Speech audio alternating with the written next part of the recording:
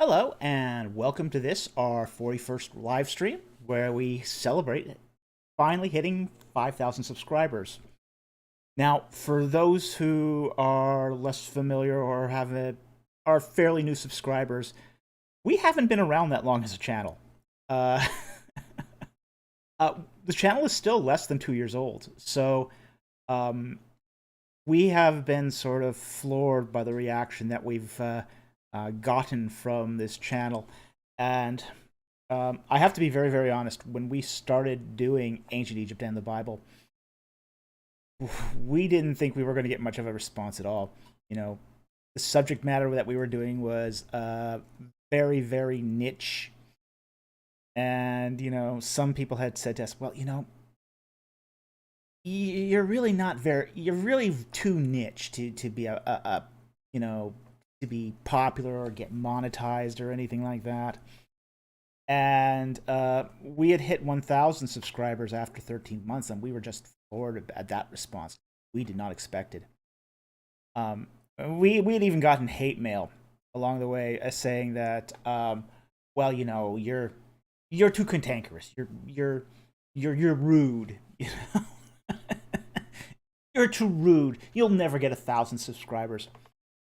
We even had one person prophesy. We had a person prophesy that this channel would never get 1,000 subscribers. So, he should be very, very thankful that the Old Testament edicts on false prophets are still not in effect, because otherwise there'd be a stoning going on. So, but over the last, well, it hasn't been 2 years yet. I think it's been 22 months. I think we're at month 22. We've had popcorn videos. We never expected the popcorn videos to really take off. It was just a convenience at the time, and it was very popular. We've had mana machines. We've had sock puppets. We have had this has been just a real roller coaster ride, and it's just been a lot of fun. It's been a lot of fun, and when we started doing these live Q&As, it was sort of out of necessity. The live Q&As were just a sort of a chance for us to sort of talk back to our community in a less formal manner and to just answer their questions, because we were getting so many questions on the comment sections that I couldn't answer them all. So it's like, okay, let's dedicate one night a week just to answering questions.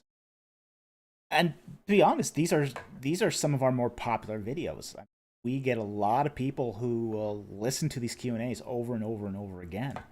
So we're just absolutely thrilled and grateful to all the responses we've had about this channel, about the live Q&As. We value all the interaction we get on the live chat here. It's just been absolutely fantastic. We love our subscribers who really just stretch the envelope.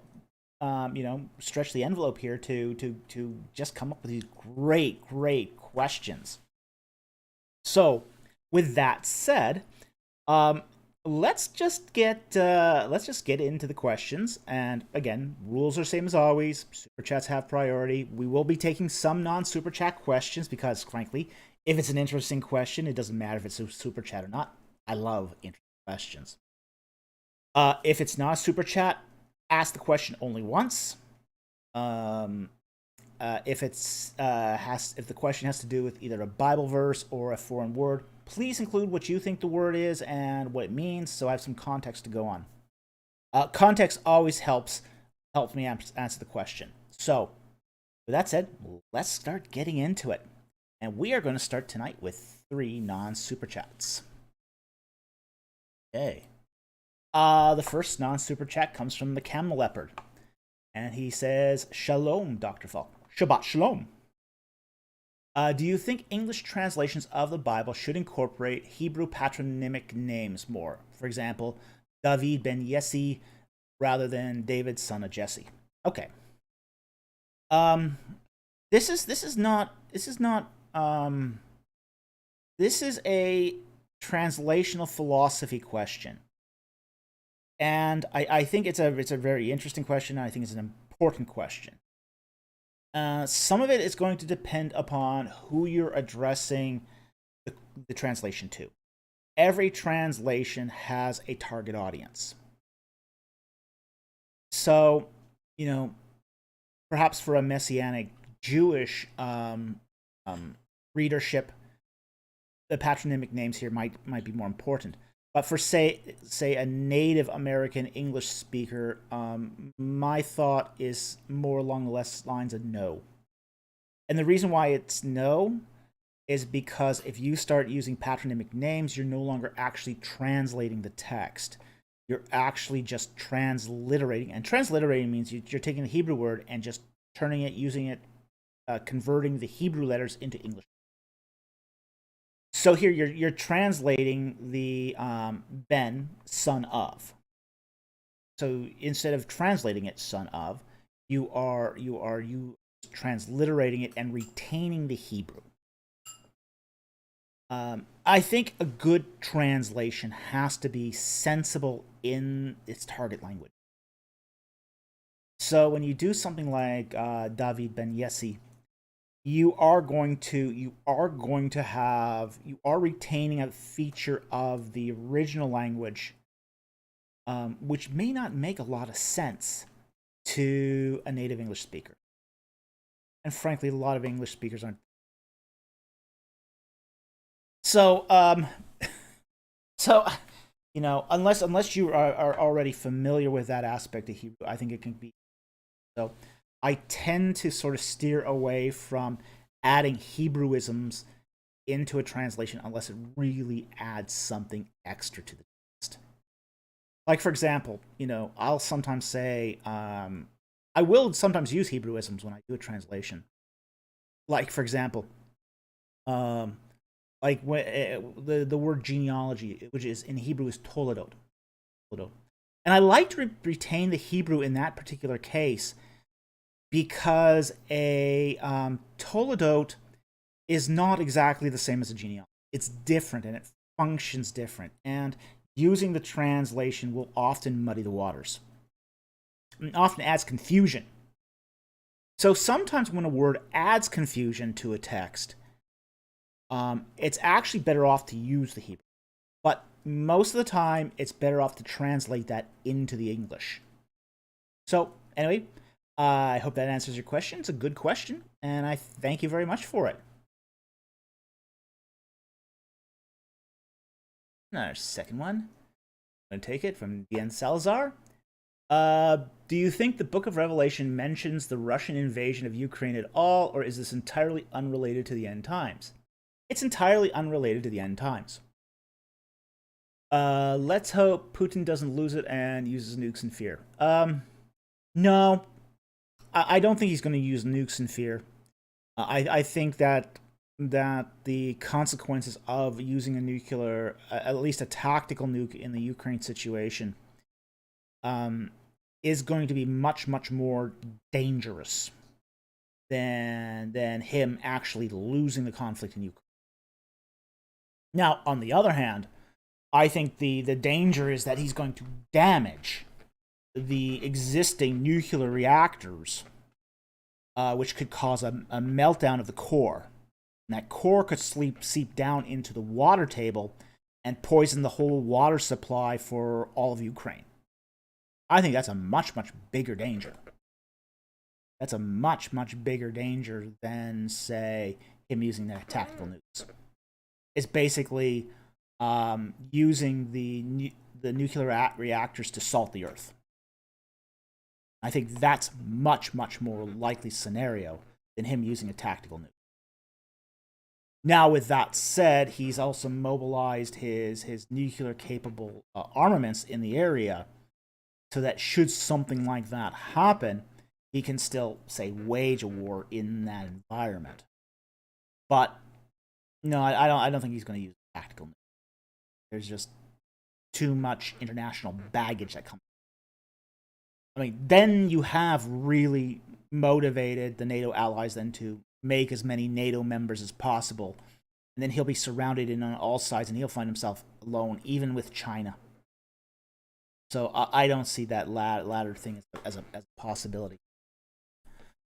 But to answer your former question, no, I don't see this as in the book of Revelation. Not even close. I even think it's dangerous to try to do newspaper eschatology here. And Russia's been a very, very common subject of newspaper eschatology ever since the 1950s, ever since the Cold War. So it's not a good match. It's not a good fit for biblical prophecy. It's just not a good. It doesn't fit in with their worldview either. I think that's really important when we look at biblical prophecy, is to see, well, what's their context, what's their worldview, what's the Old Testament symbolism. I don't think any of that relates to Russia, not in the slightest. So anyway, thank you for the question. Interesting question. Okay, question number 3 by Michael Chanot.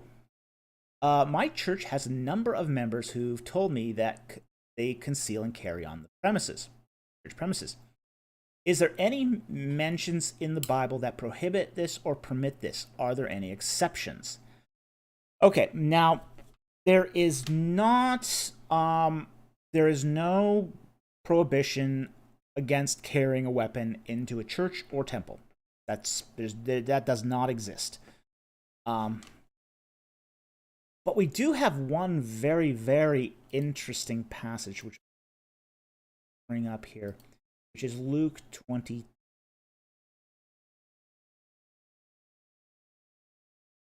(36)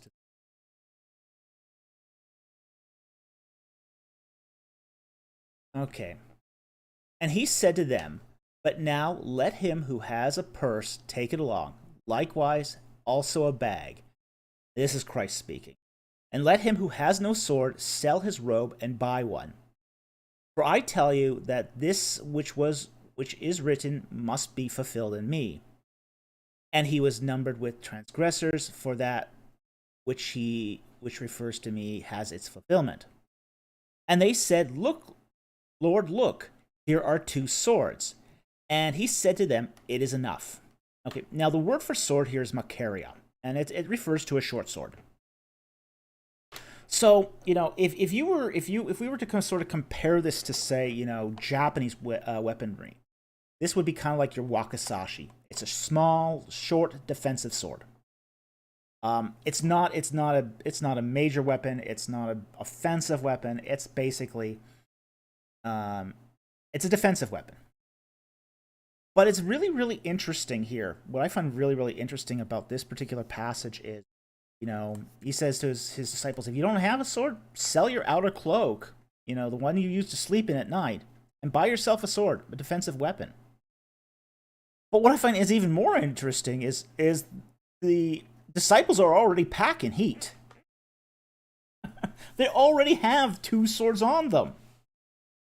So, even though they hadn't, received that advice already, they were already in that mindset where they had defensive weapons.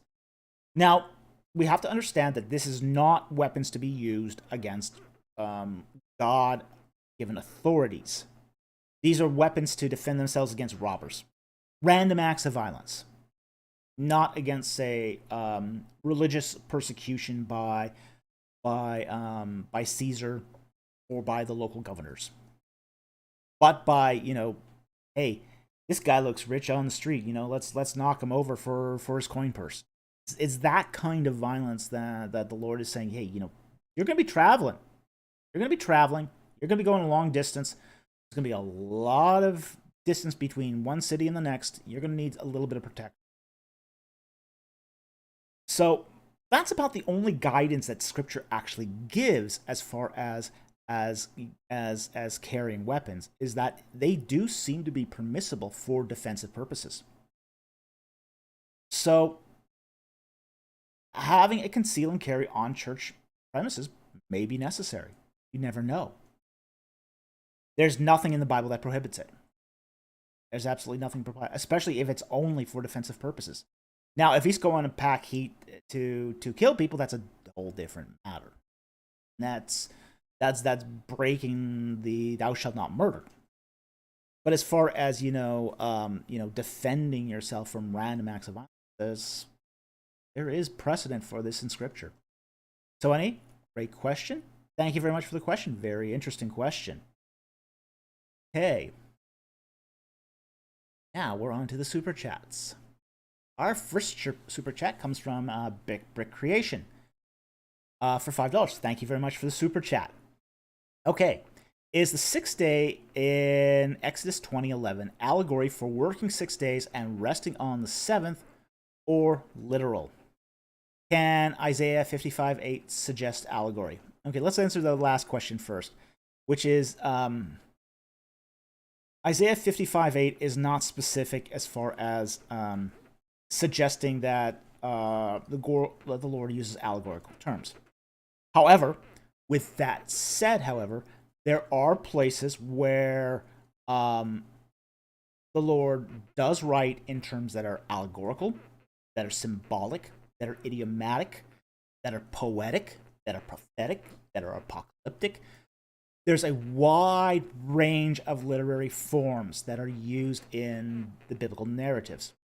A wide range of literary forms. Now, in the case of Exodus 20, verse 11, and I will pull up here.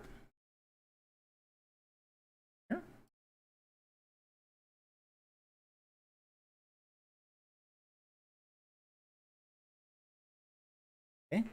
It says this is the commandment to keep the Sabbath. For in 6 days the Lord made the heavens and the earth. Oh, shit. One verse. All right. Actually, doesn't help that much because okay, but it's the commandment to keep the Sabbath, and verse 11 is the justification for keeping the Sabbath. For in 6 days the Lord made the heavens and the earth, the sea, and all that is in them. And he rested on the seventh day. Therefore the Lord blessed the Sabbath day and made it holy. Now, a young earth creationist is going to say here, look, you see, if this isn't a literal 6 days of creation, then the commandment is also not literal. Okay. Now, the problem is that doesn't actually follow. That justification doesn't actually follow, because it could be still, say, a symbolic 7 days, and yet still be justification for the Sabbath command. So that reasoning doesn't follow, but it isn't often used as a justification for saying that it's literal. The problem here is we just don't know. Honestly, could it be 6 or 7 literal days? Could it be 6 or 7 symbolic days? We just don't know. We do know that the text it's based on is mythohistory. So there's a mythologizing of real events. The problem when you're dealing with mythohistory is you don't know exactly where the lines are between what is that archetypal use versus what's the literal event that's underlying it. So this is where things get really, really tricky. So there isn't a clear answer here. Unfortunately, sometimes that's just the way it is. So we can't be sure if what's being referred to in Exodus 20:11 is 6 literal days or say 6 symbolic days. Just don't know. But anyway, it's a great question. It raises some very interesting issues though, and I'm glad we could discuss it. And thank you very much for the super chat. Okay, our second super chat also comes from Brick Creation for $10. Thank you very much for the super chat. Is the circle of the earth in Isaiah 40:22 flat or a sphere? If flat, could Isaiah be using what shape he thought the earth was, but just to communicate the larger message? Okay, look at Isaiah 40.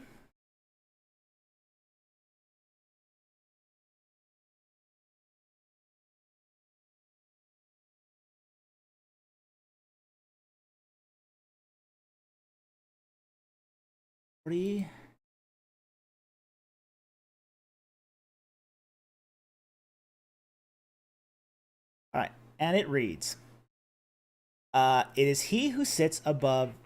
The New American Standard says vault. This is what would be the circle of the earth, and its inhabitants are like grasshoppers, who stretches out the heaven like a curtain and spreads them out like a tent dwelling. Okay. Now, the word for circle, in this case is being translated vault, is the word kug.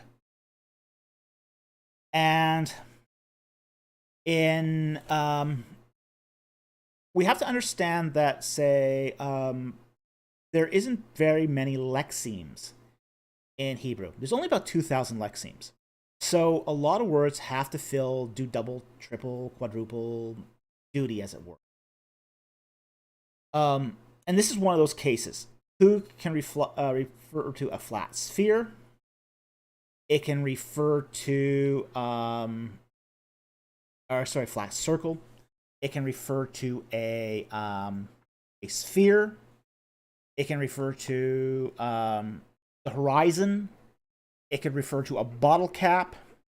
It could refer to a manhole cover.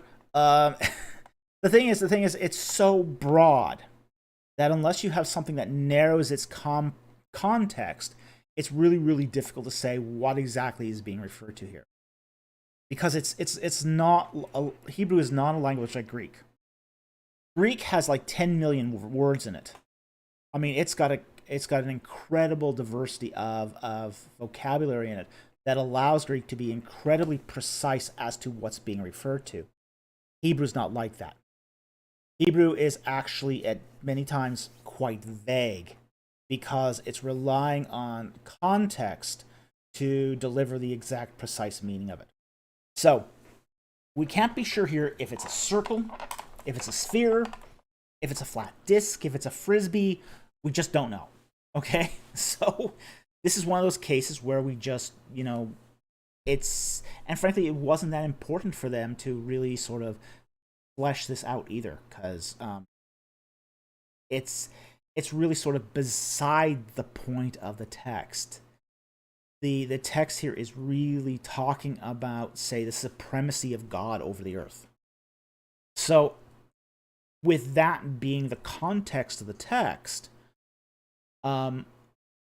the geography of the circle of the earth isn't quite nearly as important as the supremacy of Yahweh himself. So anyway, thank you very much for the super chat. Very much appreciated. Great question. Okay. Next super chat is also from Great Brick Creation. What is the true meaning of Job 26:7? All right, let's go to Job 26:7.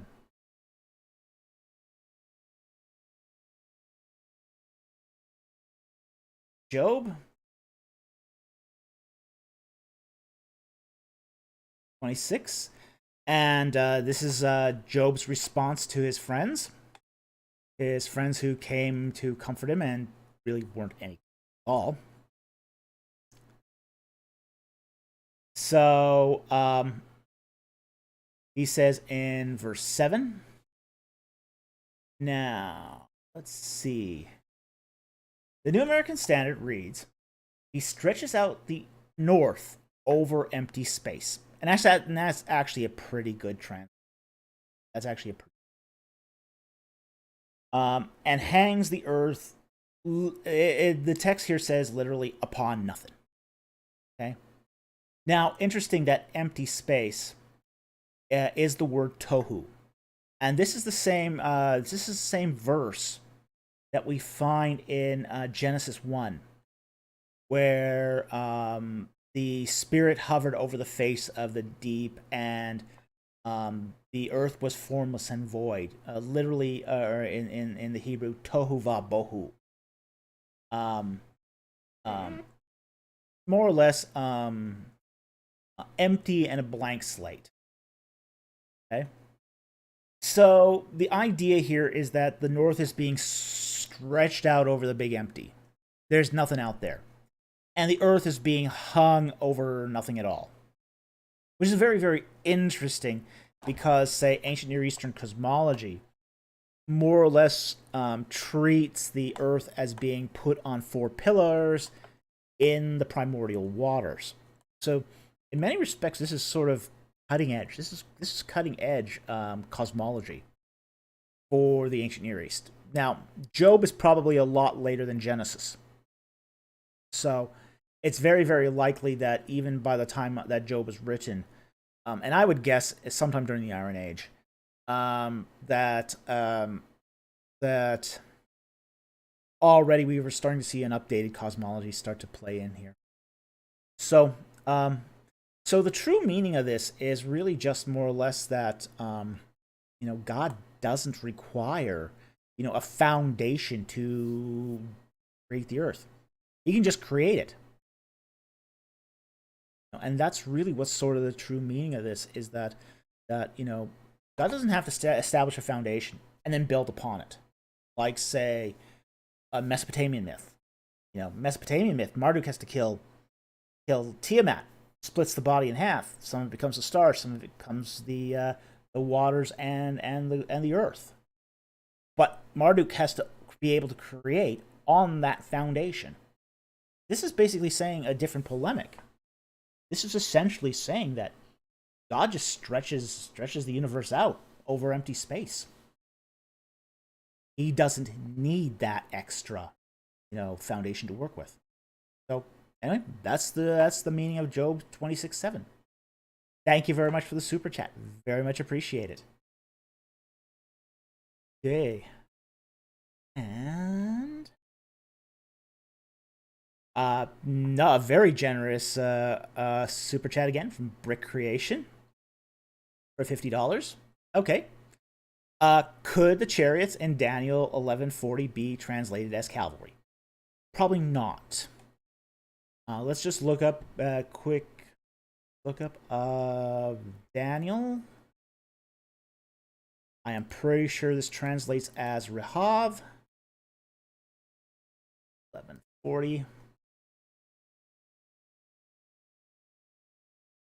At the end time, the king of the south will collide with him. The king of the north will storm against him with chariots, horsemen, and many ships, and he will enter countries, overflow them, and pass through. Hebrew here. And on Rakav. Yeah, it says chariots. So, and there you have with chariots. So no, and I've actually done a word study on this verse, on this word just recently. So, I'm actually very confident that this is just chariots. It's just chariots. So, I don't think that the historical meaning here is going to be of much assistance here. Again, this is prophetic, apocalyptic literature, so there might be a lot of symbolism involved here. So I wouldn't take even though it does explicitly say chariots, I wouldn't take that too literally, especially given the particular genre involved here in the text. So at the same time too, I don't know if it applies to the Ottoman Empire, honestly. I don't. I mean, King of the North. Yeah, Turkey would definitely fit as King of the North. Just because that would have been seen as north to Canaan. France, probably not. Yeah, I don't. I just don't see that as being the king of the South. I just don't see that. I don't see that working.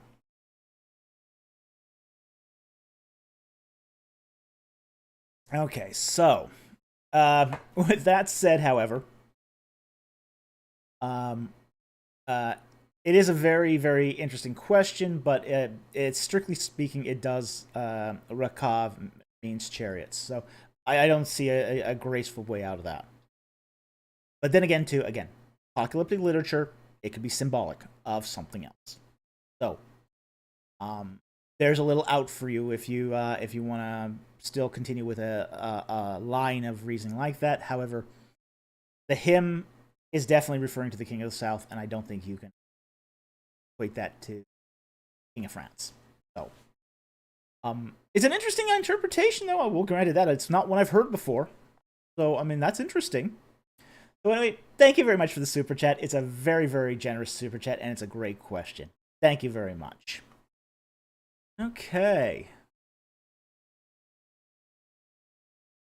Brick Creation again for $5. Thank you very much for the super chat. Did Jesus in Matthew 22, 29 to 30 quote Enoch 15, 6 to 7? Does this make Enoch scripture? If so. Okay. Now, Matthew 22.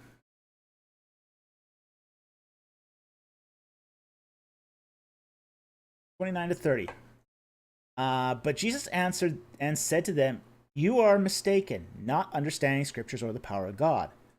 For in the resurrection they neither marry nor are given in marriage, but are like the angels in heaven." Okay. Now, Enoch 15, 6 to 7 does talk about that wives are not being prepared for people in the afterlife. Okay. So there does seem to be a parallel here between, say, Second Temple literature and the views of Jesus here in Matthew 22, 30. I don't think it's a direct quote. It doesn't seem to follow directly the quotation. But I do think, however, that what we have here is basically an influence. You know, some intertextuality going on here. And it may not be directly an intertextuality between Enoch, but it could be an intertextuality with the wider corpus of Second Temple literature. And the Book of Enoch is definitely Second Temple literature. It's not as old as a lot of people say it is. It's definitely in that sort of Second Temple period. At least the extant copy of the Book of Enoch that we have today. Definitely Second Temple. Yeah, I am getting reports of some glitching. Stream here. Stream status. Or see here if we can do a quick fix here.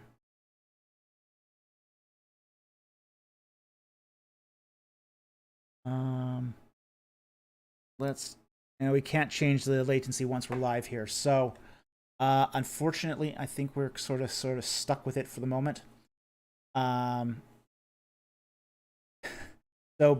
I apologize for any glitching that may occur. We will, for next time around, we will change the latency on this so it doesn't happen again. So anyway, that's best we can do for now. Let's see here. I can do is I also let's see.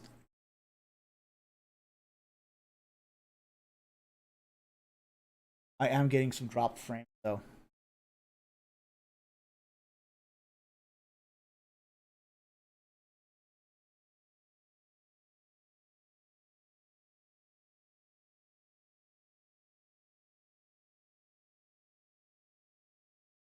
Close a few windows here.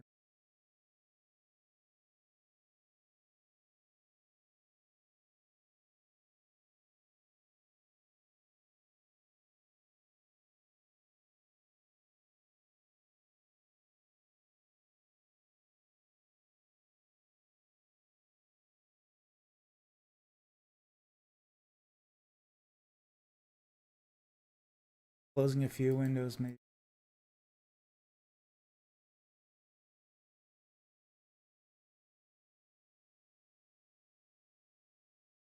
All right, we've closed a few tabs. Maybe this will help. Okay. So back to the question. So, it does seem to be a theme of that in, say, the resurrection or the afterlife, that people weren't married, that they were more, say, angelic in form. So with that said, I do think that we are seeing the influence of Second Temple literature, even if not for say. Now, the second part of your question, which is even if it was a quote from Enoch, that doesn't necessarily make Enoch scripture. Because we have to understand that the biblical writers did quote from pagan literature, and that's definitely not scripture. The Apostle Paul quotes from Greek philosophers, definitely not scripture. Psalm 104 quotes the Hymn of the Aten, definitely not scripture. So we even have quotes from the onomastica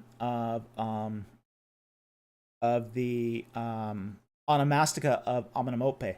So there are sources that the Bible is referring to, that is quoting, that are definitely not not scripture.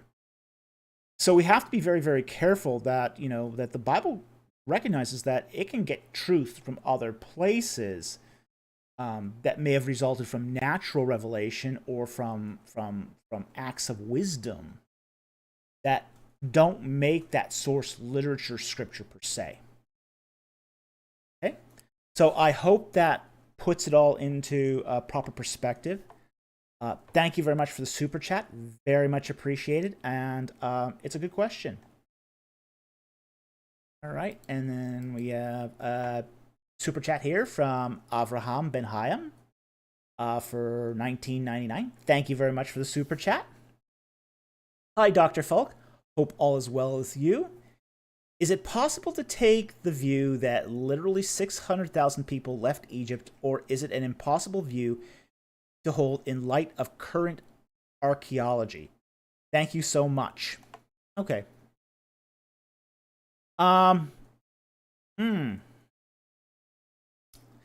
Well, it's not a view that many people take anymore. Getting more lag.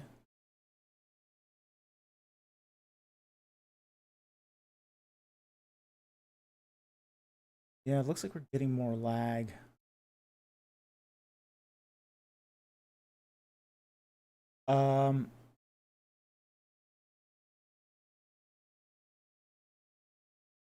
Streets currently lower.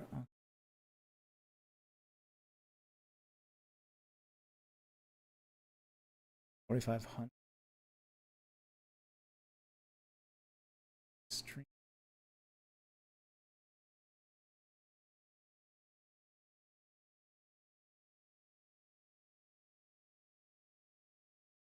Okay, I'm gonna try lowering the bit rate here. Maybe that'll.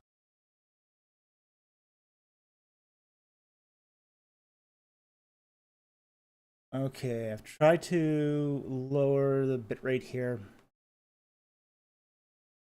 Maybe that'll help. Won't. I don't know. It still looks like it's thrashing. Is it still thrashing, hon?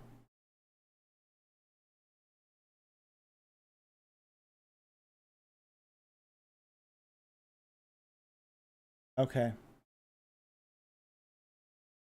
Yeah, my preview is sort of hung up. Yeah. Okay, are we better then at the lower bit rate? Okay. If it starts freezing again or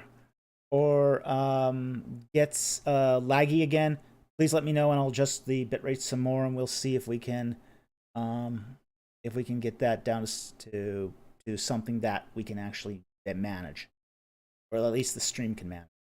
I don't know why we're throttling tonight, because I normally have a really, really good internet connection, so this is very strange. Okay. So let's go on to Avraham's super chat here. Okay. Now, 600,000 people leaving Egypt is an interesting figure.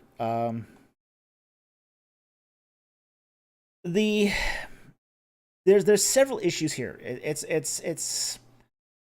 We do know that, say, for example, Avaris probably would not have supported more than 200,000 people. So that leaves certain questions, certain exegetical questions. But we also know that when the Israelites left Egypt, they took this circuitous route out. They didn't take the direct route out. They actually passed through the Wadi Tumilat and collect more people along the way. So, um,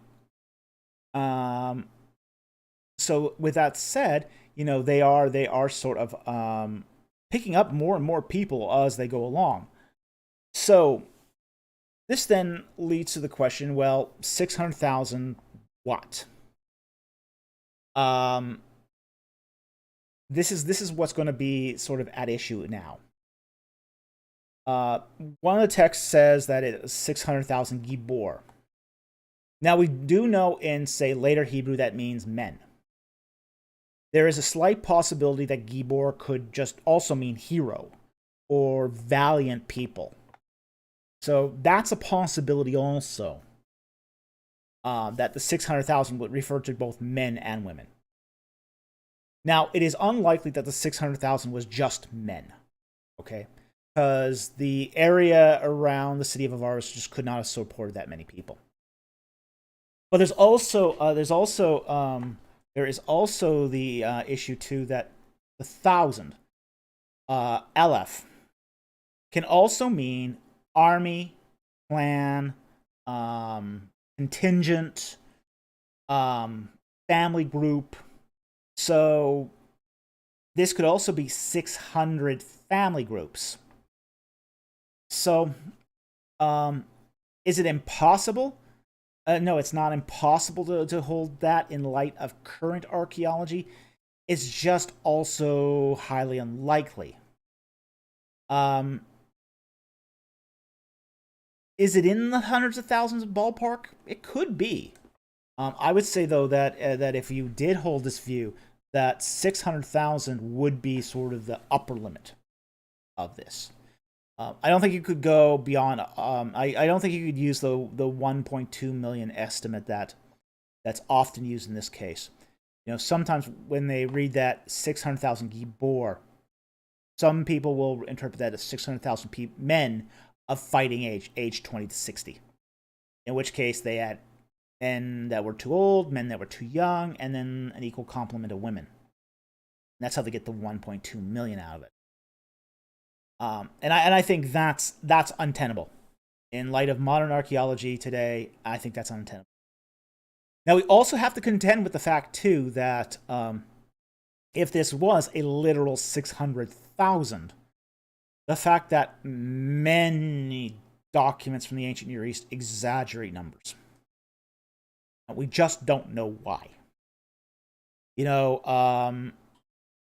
With the account of the Spartans at Thermopylae, he is, he's fighting an army of millions. Alexander the Great, when he conquers the Persians, he's supposed to be up against an army of 2 million people. Well, he's obviously not up against an army of 2 million people. So there is exaggeration that we find in many of these ancient accounts, and we don't know exactly why that was done. So there's a lot of exegetical issues here. There's a lot of contextual issues, and we're not exactly sure how to read these verses precisely, especially when it comes to the census. Where you have the census, first census at the beginning of the book of Numbers, and the one at the end of Numbers, where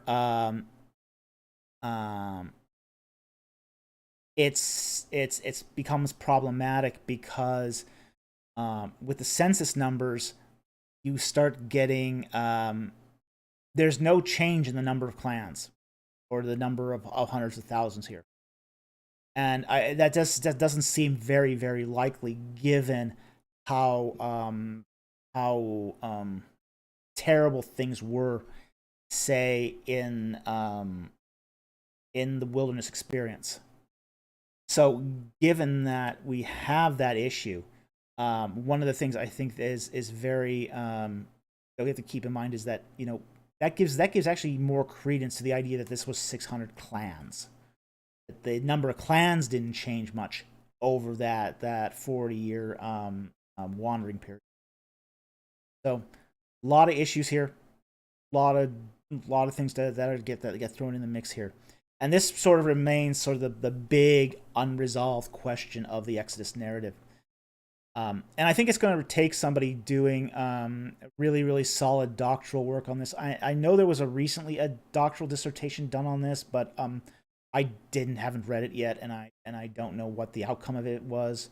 But this is what's going to have to come about. It's going to have to someone's going to have to dedicate a lot of years to answering this question. And I think it can be answered because a lot of these questions can be resolved, but it does sort of take that kind of sort of dedication and focus. So anyway, I hope that I know it didn't give you a definitive answer, but I hope it adds some clarity to the question. So thank you very much for the super chat. Very much appreciated. Okay, we can start the widget now. Okay, and next super chat from Crit for $5. Oh, I should have left it back up. What is the context of the law in Deuteronomy 25, 10, 11 to 12? And what is the correct translation of the penalty? God bless. Well, God bless you also. And thank you for that super chat. All right, let's get Deuteronomy up here. Deuteronomy 5 and verse 7. Now people have asked this question before. Okay.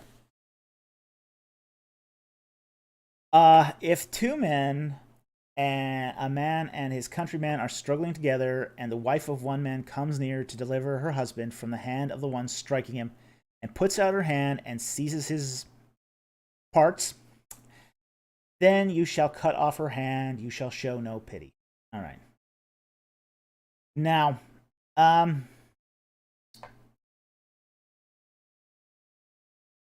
the context of this is clan continuity. You have to understand that is that's what's going on here. The context here is clan continuity.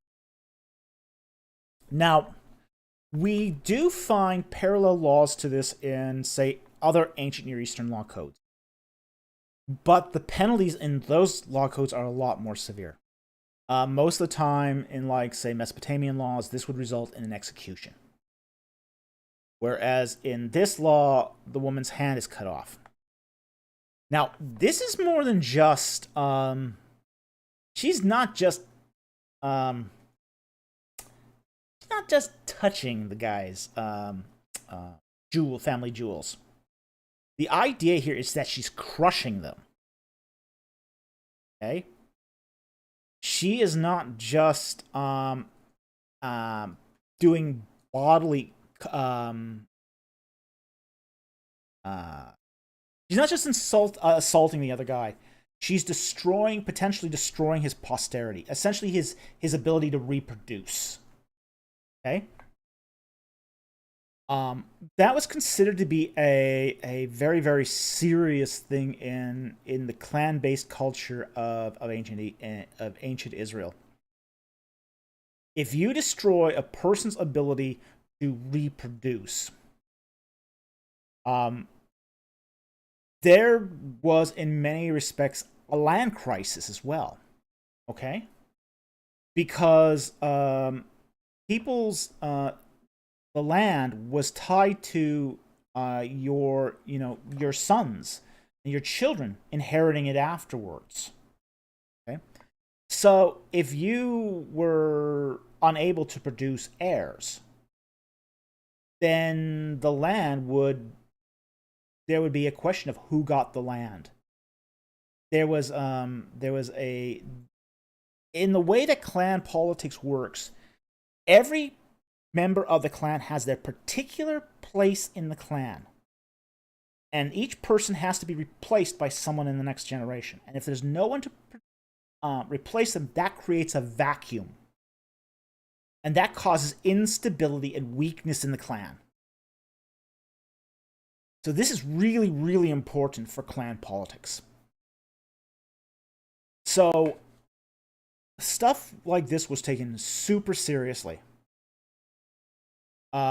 So that's the context of Deuteronomy 25:11 through 12. Is the clan? It's about somebody, a woman, destroying a man's ability to reproduce, to fill his spot within the clan.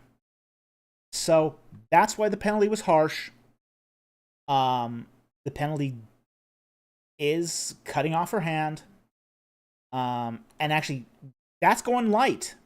To be honest, that's lighter than many of the equivalent laws of the day. So, so that's it was a serious thing, and it was considered to be a very serious crime. So anyway, thank you very much for the super chat. I hope that answers your question. Very much appreciated. Okay. The next one is from the Camel Leopard for $10. Thank you very much for the super chat. Shabbat Shalom. Oh, Shabbat Shalom. How would you explain the Christian hell? It seems like a conflation of Sheol and Gehenna. Would it be fire and brimstone, or more dark, damp, and depressing? Adonai bless you. Well,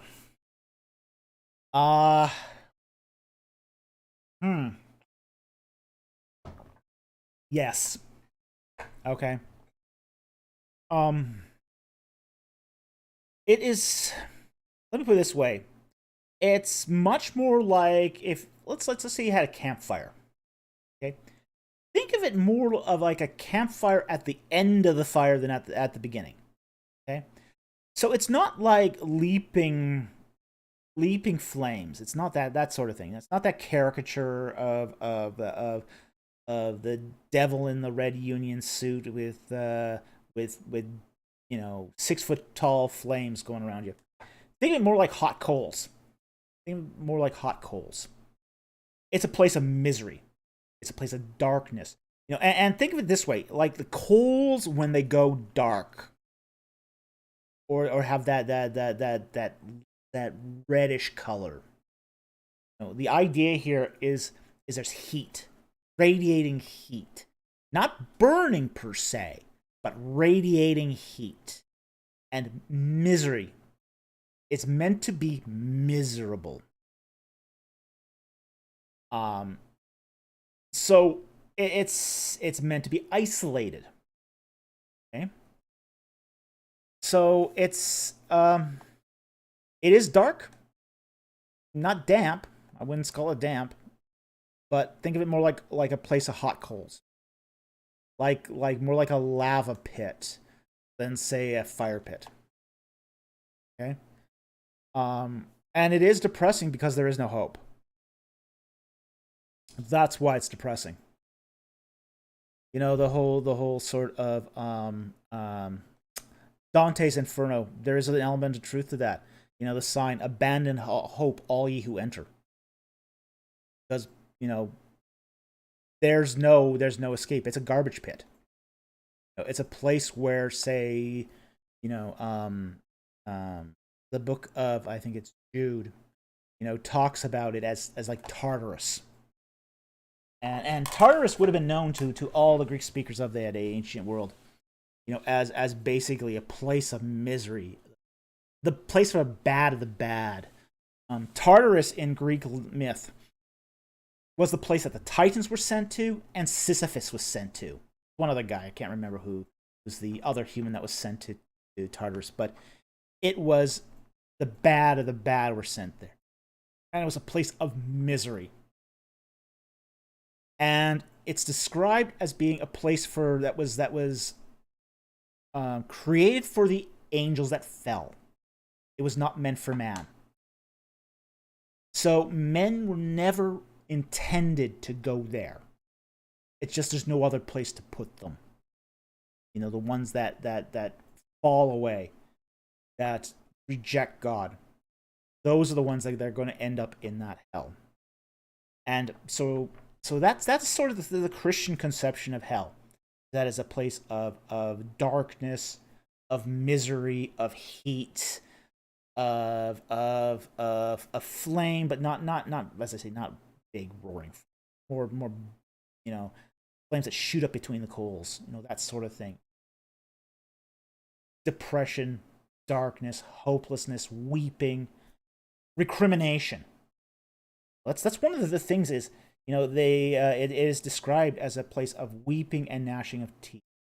And it's not crying, it's mourning that people could have avoided it and didn't want to. So they're weeping over that. And gnashing of teeth. Gnashing of teeth is the you get the image of two dogs, baring their teeth at each other, snapping at each other. It's a place of recrimination. Everyone's blaming each other down there. It's a nasty place. You do not want to go there. So that's sort of the Christian conception, is that it's just a place where people can be exactly how they are. People can get ugly, their own sinfulness. That's what this Christian hell is people going to a place where they can just be themselves, and that's often not a nice thing. And somebody said once that the greatest tragedy of hell is that you could throw open the gates and no one would walk out. That was C.S. Lewis, actually. Nobody would walk out because there's no other place to go. So, anyway, I hope that answers your question. It's not a pleasant subject to talk about. It's not one I particularly enjoy talking about. But there's also a lot of real truths there that do need to be expressed. I'll add one more thing, too.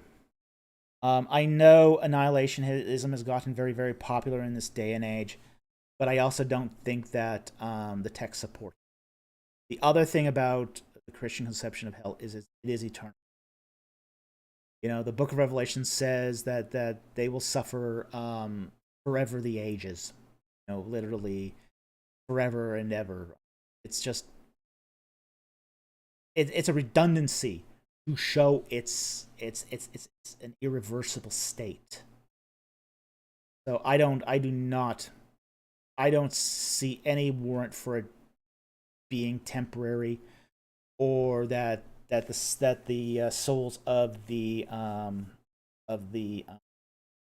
condemned or self-condemned, however you want to put it, become annihilated. I just don't see it. When I see the arguments for this, it's usually using like fifth tier definitions of words to try to wiggle out to give them enough room. And if you're having to resort to fifth tier definitions of words to try to maneuver into wiggle room, I don't have high confidence in that sort of exercise. So, anyway, that's all I'm going to say about hell right now. But thank you very much for the super chat. Very much appreciate it. It's a great question. Not one that's easy to talk about, though. Okay.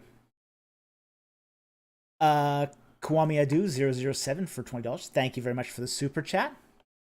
Hi, Dr. Falk. What do you have to say about the assertion that the Israelites building Pithom and Ramses as store cities would have been inaccurate for the 13th century? Why? Does this refer to storage built by Akhmos at Avaris? Okay, we have to understand that the storage cities at Pithom and Ramses are capstones. They're capstone projects. They're the projects par excellence. They're not the first projects that they worked on. They're the last projects that they worked on. So we have to understand that it was about 20 years. They worked under Ramses II for 20 years. Okay. In fact, the Exodus probably didn't occur until the 25th regnal year of Ramses II. That's 25 years to build a whole lot of temples and a whole lot of storage cities for Ramses II. In fact, we're almost guaranteed that, for example, Ramses II mortuary temple at Thebes, at West Thebes, was pretty much completed by, say, the 15th, 16th year of his reign, including all the mud brick silos that were around it. And so those are the storage cities, is those mud brick silos. So, there's plenty of time for them to build storage cities for the temples at Pithom and Ramses. Plenty of time. So, I don't think there's any warrant here for this being an inaccuracy. I just think this is just the incredulity fallacy sort of creeping in. Now, as far as your second question, does this refer to storage built by Achmosa at Avaris? Well, I think they may have had a hand in that, but there's actually not a lot of storage that we find that dates to Achmosa the First. We don't really find a lot of storage magazines at Avaris at the time of Achmosa's conquest. So, that's gonna have to be. The thing is, we do find a lot of mud brick architecture that dates the Ramesside period at both Pithom and at Ramses. So, and Ramses, because we know that there was temples there, and if there's temples there, there's going to have to be mud brick silos for the offerings. So, knowing that there was a temple at Ramses, yeah, absolutely. Now, it is possible that there might also be mud brick silos around the Temple of Baal at Avaris. That's also possible. But that's also their own temple, too. That's where they were worshipping. So, it's kind of hard to say that the Egyptians forced them to build mud brick silos for their own temples. So that's a bit of a stretch. So, I would highly doubt that the architecture at Avaris really would play into sort of any sort of forced labor here. Maybe the mud brick palaces of, say, Horemheb. That's a possibility. Okay, but those aren't storage cities; those are palaces. So I think we're really talking about, for example, in Exodus 1:11, is really sort of the mud brick silos that we find around temples. So that sort of limits the scope of here of what exactly the Israelites could have built. So anyway, it's a good question, but I think ultimately it succumbs to the incredulity fallacy. So I hope that does answer your question. Again, they had 25 years to build it. Good long time to build a whole lot of storage cities. Right? Thank you very much for the question. Very much appreciate the super chat. Okay. 501 Mobius for $10. Thank you very much. Good to see you here tonight. Do you think museums should include bomb-proof vaults as part of their infrastructure to safeguard their collections? Ooh. Oh. Well, it's going to come down to expense. You know what? I think more, to be honest, if I could be very blunt here, I think more museums should invest in fire retardant systems than bomb shelters. Honestly? Most museums are made from old buildings. I mean, old buildings. The National Museum of Brazil, just recently, like in the last few years, had a fire, that electrical fire, that virtually destroyed the entire collection of the museum because they did not have sufficient sprinklers and fire retardant systems. I mean, you think about something like the Louvre. I mean, the Louvre was made out of a palace of King Louis. It's like almost 300 years old. Like, well, does it have good fire retardant systems? Now, there is something to say that museums should have at least strong enough infrastructure to at least withstand some terrorist attacks. I'll be very blunt about that. A lot of the collections in England and in Berlin were destroyed during, say, the World War II. Now, in the case of the British Museum, the curators of the British Museum moved the collections out of the British Museum and put it in the subway while London was being blitzed. Okay, so most of the holdings of the British Museum survived, although a few actually succumbed to water damage because of flooding of the subway. But most of it stayed intact. Berlin was a different matter. The collections in Berlin sustained a lot of damage, a lot of artifacts. I see Eddie Vasquez here just mentioned Spinosaur. Yes, I was thinking of Spinosaur when 501 Mobius said that. Yeah, the only complete skeleton of the Spinosaur was in the Berlin Museum, and it got destroyed in the bombing of World War II. By the way, I used to have Spinosaur teeth. They're cool. They're really awesome. I used to collect fossils. Loved Spinosaur teeth. They used to be so cheap too, at least until Jurassic Park movie. But yes, I remember paying $20 for a Spinosaur tooth. Those days will never come again. Still wish I had those. Anyway,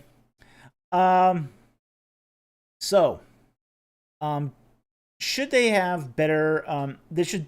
I'll say this: museums definitely should have better fire retardant systems. It should have better infrastructure to withstand, say, improvised explosive devices. Does it need to have a bomb-proof vault? I think that's probably overkill for most. Honestly, overkill for most museums. Because their prize, we also have to remember too that for most museums, their prize artifacts are not in the vault; they're on the floor. What's in the vault is sort of the secondary stuff that's not so good. So preservation of that stuff is much less important.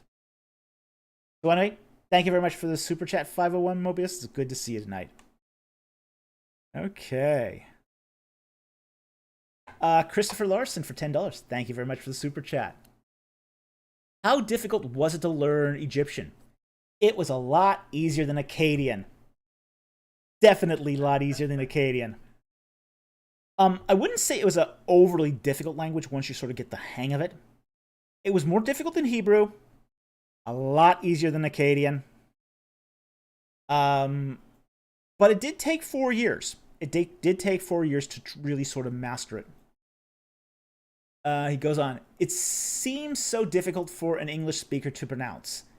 It is because its alphabet is very different. English speakers aren't used to having basically consonantal languages and then consonantal languages that with weird phonemes. He says, it has consonants in all the wrong places. Even Coptic seems tough. How did you manage? Blood, sweat, and tears. Yeah. A lot of blood, a lot of sweat, and a lot of tears. It was a lot of hard work. And languages don't come naturally to me. So I had to put in a lot of time to study. So that's how I did it, is just sheer tenacity. Sheer tenacity. Now, it is true that the language is very difficult in some respects. It has 4 H's, 2 S's, 2 D's, 2 T's, and a few silent characters as well. So it's only consonants. We don't know where the vowels are. It's a consonantal language. So, yeah, it is quite tough. But it is, as I said, it's a lot easier than Akkadian. That's all I can say. Akkadian was a bear for me. Absolute. It's horrible. Egyptian, much, much easier. At least you kind of know with Egyptian the meaning, but just by sort of, I mean, you once you get an idea of what the hieroglyphs sort of mean, like the determinatives, you can sort of figure your way out some of it, just because of lexical similarities with other words. So it's not as bad as say ones with crazy cuneiform systems, but it does have its idiosyncrasies. And it does take a long time to study. So anyway, thank you very much for the super chat. Very much appreciated. Great question. Okay, Theologia for 499. Thank you very much for the super chat. What happened to the Canaanites after the conquest? Who were their descendants?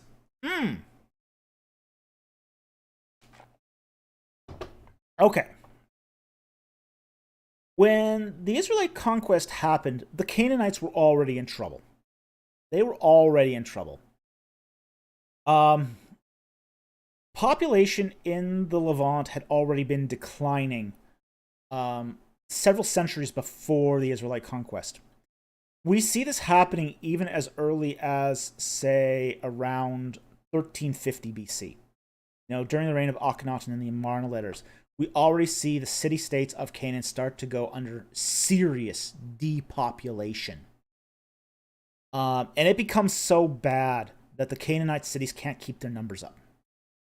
Now, this does not include, of course, Canaanites that were living out in the fields. With the conquest really focused on the cities. It didn't so much focus on the people who lived in the pastoral lands. But those were also the lands that were the most difficult to defend too, because the cities were not strong. So what happened was, during the conquest, the Canaanites got squeezed out. You had, say, the Israelites coming in out of the east, across the Jordan River. But you also had the Philistines on the west, putting pressure in the opposite direction. So essentially, the Israelites and the Philistines were fighting over Canaanite towns. And the Canaanites were getting squeezed on both sides. So it wasn't they weren't in a good place at the time of the conquest. The writing was already on the wall during the conquest. Now, what happens to the Canaanites? Some of them do get incorporated into Israelite culture. Some of them intermarry. They're told, the Israelites are told not to marry the Canaanites. They end up doing it anyway. Some will marry Philistines. That's so in many ways they become assimilated into the two cultures, the Philistines and the Israelites.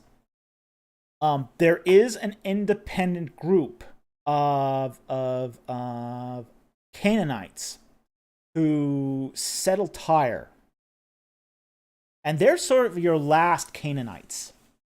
These are the Canaanites that rule, that sort of are in the kingdoms of Tyre and Sidon, basically modern day Lebanon, and they become Phoenicians. Their descendants, those Canaanite descendants, become Phoenicians, and they end up settling all across the Mediterranean, and they actually become highly successful. So once those Canaanites leave the promised land, they sort of once again, they become successful once more. So, and it's really not until, say, more the Romanish era that Canaanites sort of come to an end. And that's more or less because they ultimately assimilated into the Roman Empire. Like the last Phoenician settlement is Carthage, really, and it's at Carthage that during its the wars with Rome that it finally becomes assimilated. So that's what happens to the Canaanites in in sort of the big nutshell, telescope view of this. So that's what became of them. Some of them became Israelites, some of them became Philistines, some of them went off and became Phoenicians. So anyway, thank you very much for the super chat. Interesting question. Okie dokie. Just to double check, we're still good on the. Okay, awesome. All right, Theologia for $4.99. Thank you very much for the super chat. Very much appreciated. In what ways would you see the Torah as ethically superior to that of other ancient Near Eastern law codes and society? Well, one of the things about Torah is it's really, really focused on monolatry. It's really focused on monolatry. Basically, the idea that you worship one God. Now, people will debate whether or not the Torah supported a henotheism or whether it supported a polytheism. My view on this is it was actually a monarchic monotheism. But it's really focused on living right now. There's no sort of compromise here that Torah doesn't leave anything to chance, in a sense. Now, it does, because there's always these fine points of the law. But when you compare it to other ancient Near Eastern laws, like the Code of Hammurabi, and the Code of Hammurabi is not the first law code in Mesopotamia. There's law codes that even predate that. Okay? But they're very the law codes in say the Code of Hammurabi. I mean, it's much more succinct and much more situational than what you're going to find in Torah. And a lot of Torah has to do with ceremonial law, sacrifices. What is the proper method of worship? Okay. So, when you look at, say, the Code of Hammurabi, it doesn't care.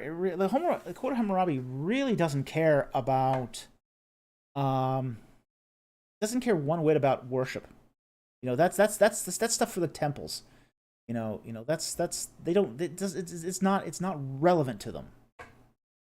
Now, there might be the occasional restriction on certain religious rights and that sort of thing, but it's not the primary focus of most ancient Near Eastern law codes. Most ancient Near Eastern law codes are very much civil law, not religious law. Torah is almost more about religious law than it is about civil law. In such a way that the two the civil and religious law, are almost inseparable. You have, say, priests involved in people's everyday lives. If a house becomes infected by a black mold, a priest has to, you clean it out, and the priest has to come and inspect it. If you decide to, as a slave, you want to become a bondservant, it has to be done in the witness of a Levite. There's this religious aspect that goes into Torah, so that the two, as I said, the civil and the religious laws are almost in many ways inseparable. Now, the other thing about Torah we need to understand is that the bar is just so incredibly high. I mean, it's in many ways, one of the things about Torah is it's impossible to keep. So, can you say that's ethically superior? Well, yes, in a way, it is ethically superior, because it's raising the standard just to a ridiculously high level. Nobody can keep all the provisions of Torah. You can't do it. I mean, even if a lot of those circumstances existed today, it would be just so completely impractical that nobody could possibly meet all the requirements of Torah. And if we read a book like Galatians, Galatians makes that point where that is the point of Torah. The point of Torah is to point out our own sinful natures, our own sinfulness, and draw us to repentance. No other ancient Near Eastern law was really meant to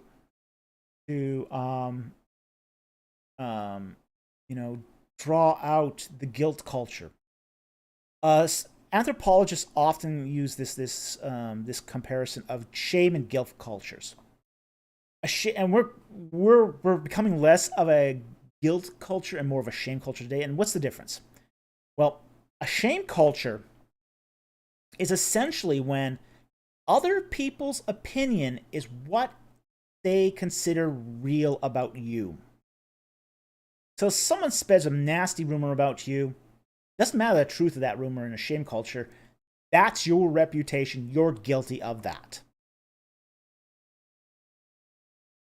Social media is very much driven on a shame culture model, whereas guilt culture doesn't matter what other people say about you. The truth of what you did is what's important. So, one of the things that makes Torah ethically superior is its ability to elicit guilt, and is thus sort of constructing a guilt culture. Whereas many other ancient Near Eastern laws, law codes are really about shame cultures. And we do find shame cultures all over the ancient Near East. We find it in, for example, Greek literature. We find this in Greek literature. We find it to some extent in Egyptian literature. So it's a very, very different thing. So there's many things about Torah that are very different than law codes, even though there is definitely intertextuality between the Torah and ancient Near Eastern law codes as well. So anyway, thank you very much for that super chat. I hope that gave some insight. Okay. Prosto Danik for $5. Thank you very much for the super chat. I like the color of the beetle. I happen to be Ukrainian American. Well, it's solidarity with my Ukrainian friends. I have a lot of Ukrainian friends. Добрый день. Piprit. Як страва. So, I have a lot of Ukrainian friends, and I know what they're going through at this time. So, yes, that's sort of just a token that on this channel we are in solidarity with our Ukrainian brothers and sisters in Christ. So we pray for them, and we are hoping for a speedy conclusion to this that preserves their freedom. I think that's their freedom is important. Okay, and what is the mark of Cain, and how does that have any ancient Near Eastern parallels? Thank you, and God bless. Okay. Oh, that's an easy one. Wow.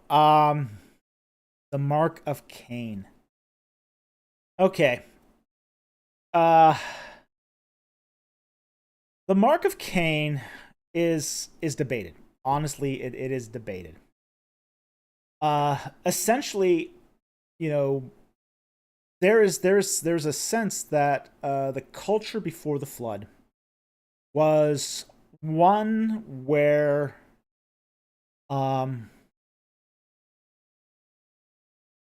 sin affected the earth.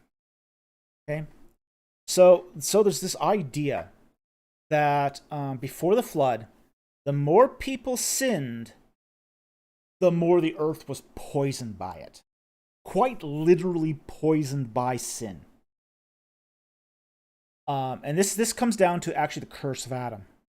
Because you sinned, thorns and briars will come up against you. So when people committed sins like murder, that was like extra poison to the land.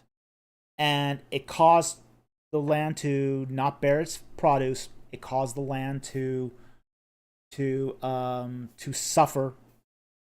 People starved. And of course, when people starved, they wanted payback. They wanted retribution for this. So the mark of Cain is essentially basically God putting his mark on Cain, basically saying, okay, you killed your brother Abel. Bad thing. People are going to suffer from this. They're going to want retribution. But my mark is on you to protect you, so that people won't kill you.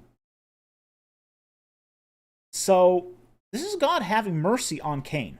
This is not a curse. This is a warning to others that, if you kill Cain, guess what? The land's also still going to suffer. And even more so. And it's going to suffer more so because God has his mark on him. So there's I know there's a lot of people who've made a lot of let's just say unsavory exegesis of the mark of Cain, but that's what's going on in that verse. Is it's God's protection upon Cain, who says, woe is me, I've killed my brother, now everyone will seek my blood. And God says, don't worry about it. Don't worry about it. Got you covered here. Okay? It did bad. It did bad, but you're not going to die from this. You're not going to be killed because of it. Because I'll protect you. And that seems to have been sufficient to have protected him from retribution. And you ask who would be there to retribute against him? Brothers and sisters. So that's what's going on in that particular passage. So anyway, thank you very much for the super chat, and we all are going to be keeping Ukrainians in our prayers as they go through this time. So thank you very much. Theologia for 499. Thank you very much for the super chat. Thoughts on the work of John J. Collins and Mark S. Smith? Skeptics love them, even though they're both religious men. Yes, they're both Catholics, as far as I recall.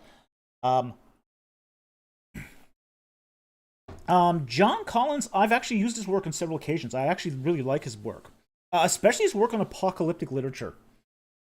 You can't really do anything in apocalyptic literature without quoting Collins. Collins is the expert on this. Mark Smith is he is much more interested in, say, the whole idea of ancient polytheism as expressed in Torah. I'm less of a fan of Smith's work. I'll be very, very honest. I have read Smith's work, but again, it's not something I'm terribly. I got some issues with some of Smith's work. I don't doubt the quality of the scholarship. I think the quality of his scholarship is good. I just don't agree with some of his conclusions. John Collins, on the other hand, I have a lot more agreement with. I do share many of his views, as I said, especially on apocalyptic literature and prophetic stuff. So, and I think here's one of the things. Is one of the things that sort of the skeptics kind of confuse. You can read the Bible on purely naturalistic grounds. And I do this, for example, in, say, my work on the Exodus, is, you can sort of treat almost the entire Exodus narrative purely on naturalistic grounds. And, not even in any way reference, God, except for a few little places like the 10th plague. Even the parting of the Red Sea can be ascribed to, say, reception history and, say, naturalistic scholarship. And both these men, both Collins and Smith, do this. But we all do this in some respect. Not every Bible scholar and even religious people will do, say, the scholarly work with religious lenses. And I think this is one of the reasons why skeptics do love them, is because they're reading the naturalistic components without considering the greater context of the man. So, both Collins and Smith have religious views. I have religious views, but we also do a lot of our work with naturalistic presuppositions. And it's not that we believe that the Bible is from human origins. It's more that we don't always have to resort to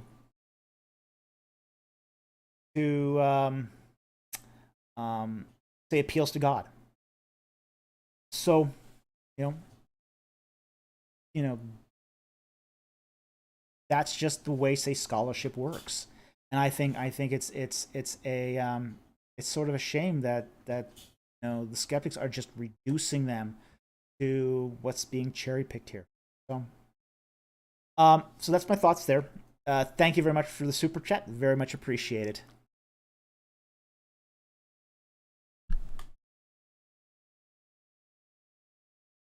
Now, Carmel, I hope that I get this. Carmel Crunk for $20. Thank you very much for the super chat. Okay. The question is, do we know who are the people in the brick-making scene in the tomb of Rekhmire? Yes. This is Theban Tomb 100. I have been in that tomb. It's a wonderful tomb. A very tall tomb. It is cut into the side of a hill. It's actually a lot taller than you expect it to be. Which is very, very funny because Theban, most tombs in Egypt are quite cramped. But some of those tombs of the nobles had actually were very spacious, and the tomb of Rekhmire is one of them.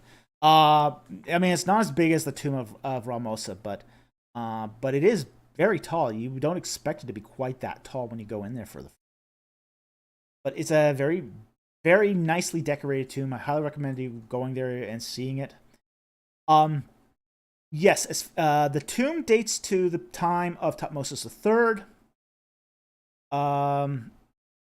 The people, we can tell from their hairstyle, and this is one of the things about Egyptian art styles and ethnographic markers, is they tend to put special ethnographic features on foreign people. So the people in that tomb were blonde. This is generally this is agreed upon in Egyptology as being the ethnographic marker for Levantine Asiatics. So essentially people from the Levant.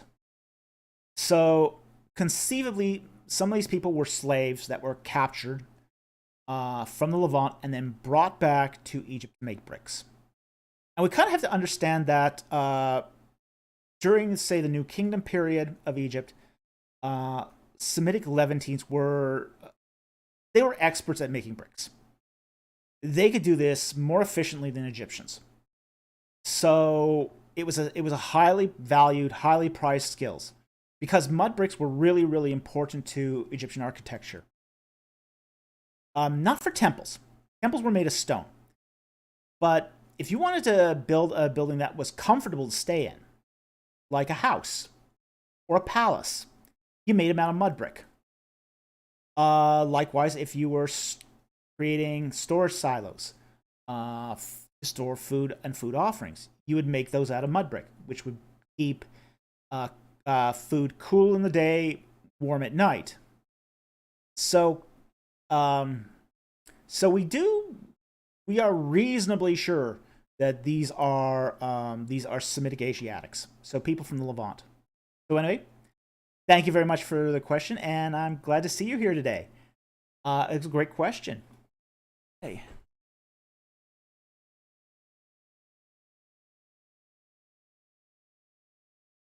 Next question is from the Camel Leopard for $10. Thank you very much for the super chat. Okay, and he says, want to clarify a question from last week. I had seen a translation of the Shema as Yahweh our God, Yahweh alone, referring to his sole worship in Israel. Want to check its validity. Thanks again. Okay. The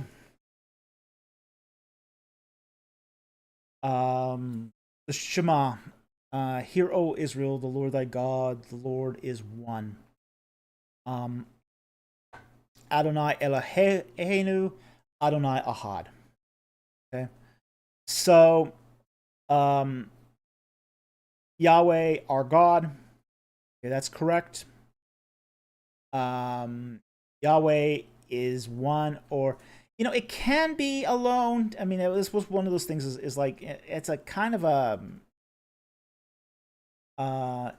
technically yes and technically no in the same sort of way. Ahad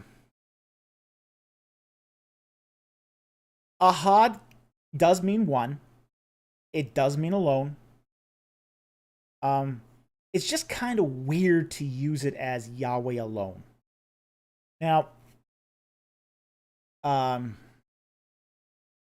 you could. It's one of those translations that's technically possible. It's technically possible, but it's not a. I wouldn't say it's a terrific translation. Okay. Because alone can mean so many different things. Alone here can mean, say, the idea of monolithic monotheism, and that's definitely not the sense of the passage. Okay. So we do have a possible hermeneutical difficulty here. Now, that hermeneutical difficulty is that we do have sufficient evidence in, say, other scriptures that Yahweh and his worship is that there's sort of a council of gods, angelic beings, other spirits. So a monarchic monotheism is a much more likely scenario here than, say, a monolithic monotheism. So, alone, yes, it could be alone as in he is Yahweh alone, but you're also going to run into some textual difficulties there too when it starts, like, for example, Isaiah 44:6, where you have two Yahwehs. Hear, O Israel, Yahweh, King of Israel, and his Redeemer, the Yahweh of hosts. I am the first, I am the last. Besides me, there is no God. So, the English here, you might run afoul by the English connotations of alone. So that's my only reservation here. I think it's a much, say, sounder translation to use Yahweh is one instead. So anyway, I understand where you're going with this, but yes, Yahweh is one also still implies soul worship as well. So anyway, thank you very much for the super chat. I hope that provided some clarity to that rambling. Really appreciate the super chat. Okay.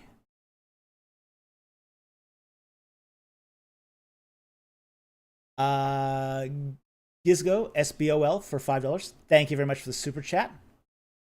Is the lack of textual evidence for Hammurabi campaigning in the Levant problematic for the proposed Abraham-Hammurabi synchronism? No, it isn't. Part of the reason why is because he campaigned all over the place. We don't have complete records for Hammurabi.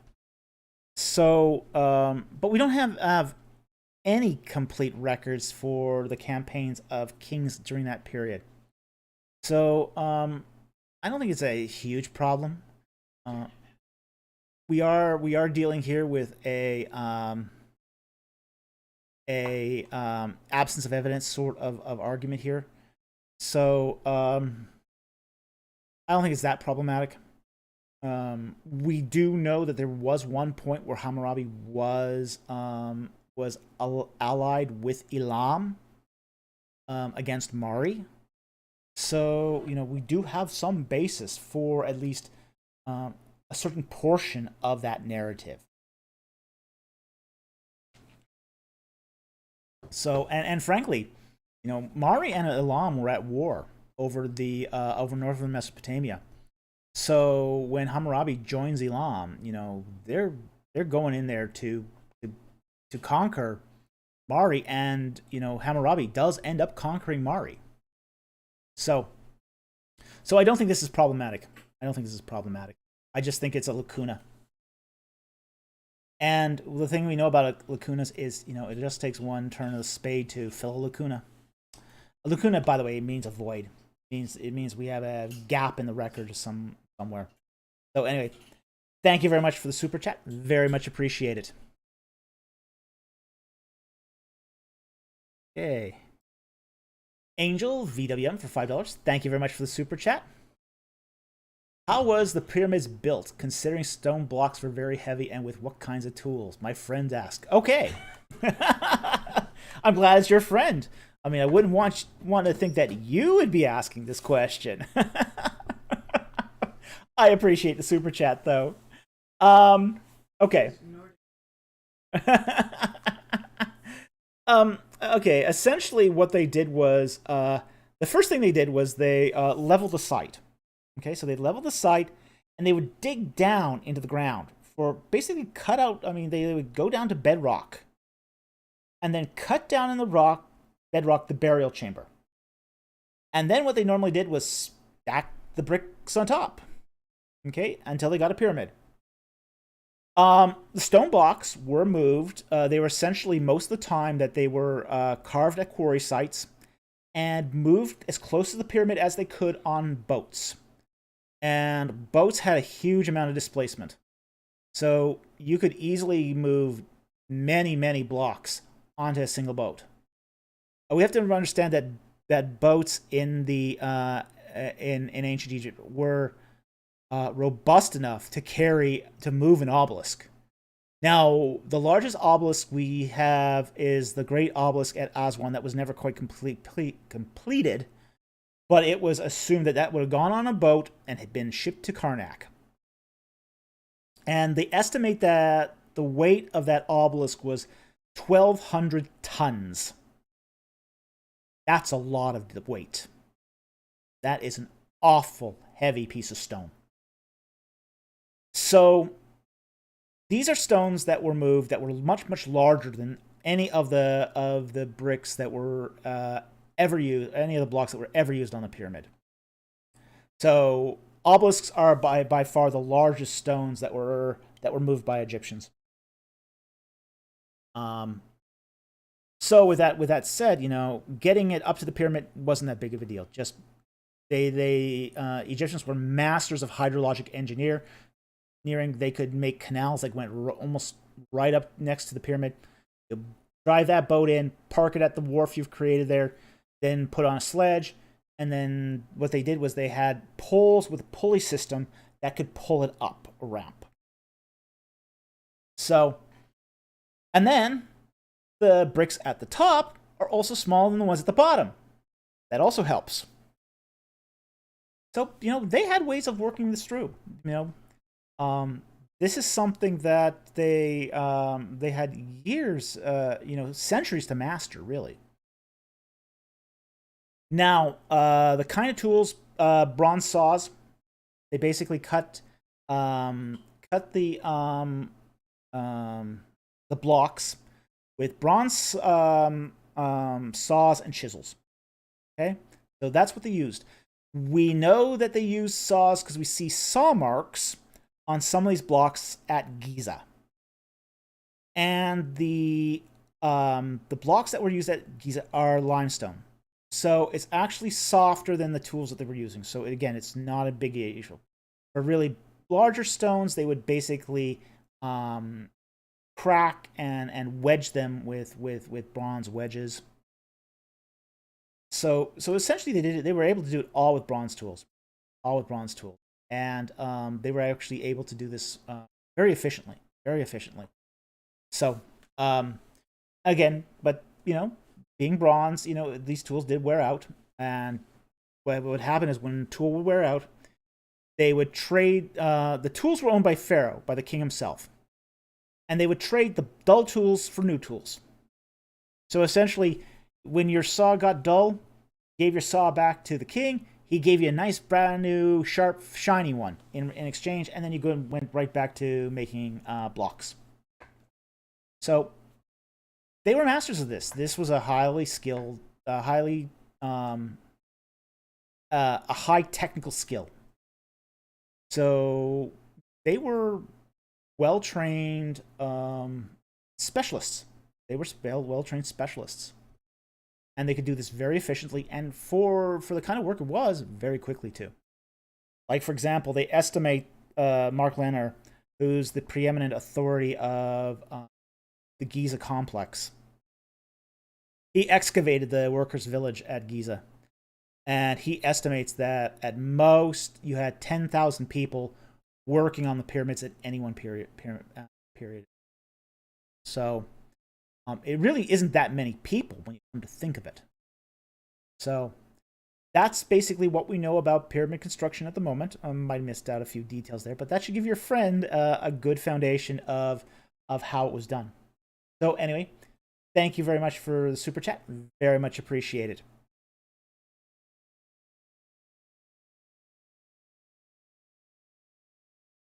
Okay, the Camel Leopard for $5. Thank you very much for the super chat. The persistence of the Ramesside dating in film initially led me to reject it.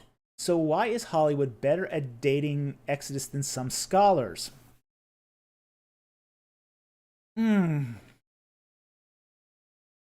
Okay.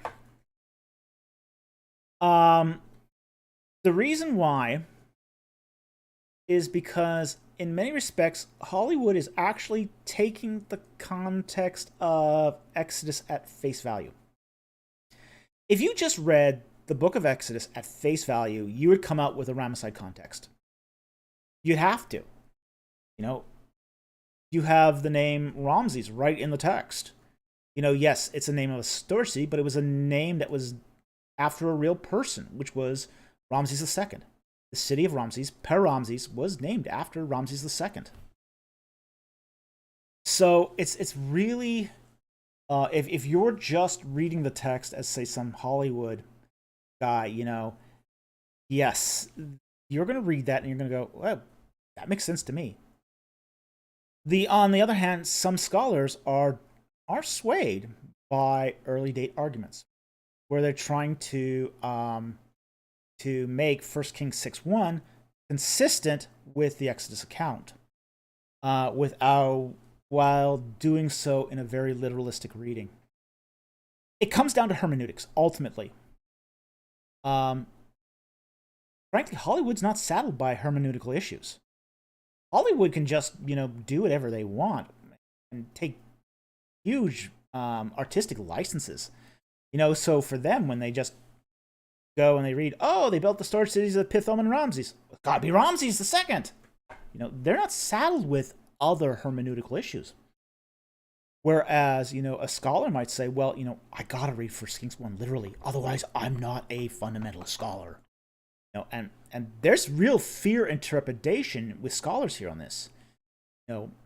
We don't understand. I mean, most people don't understand that there's huge blowback to if you're a scholar and you date those texts to the Ramesside period.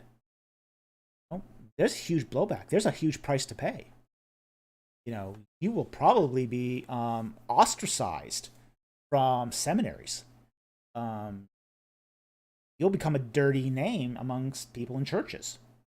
Denominations will say, oh, you're that late Exodus guy. Yeah, I heard you don't read the Bible literally. people in Hollywood don't have to deal with that. So, that's sometimes why they get it more accurate, is they don't have to deal with the consequences of a textual tradition that's inside the church, because they're all outside the church. They'll get things fabulously wrong in other ways, but this is why sometimes they get the dating right. So anyway, thank you very much for the super chat. Very much appreciated. RG Strategy for $10. Are you planning to go to the Grand Egyptian Museum when it opens? Okay. Thank you very much for the super chat. Very much appreciated. Yes. I would love to go to the gem once it's open. If it ever opens. To be honest, the gem was slated to be opened. I kid you not, in like 2016, 2017, 2018, then 2020, 2021, 2022, now 2024. It just it's the never-ending project. Now I can understand why it's taking so long. The thing is massive. I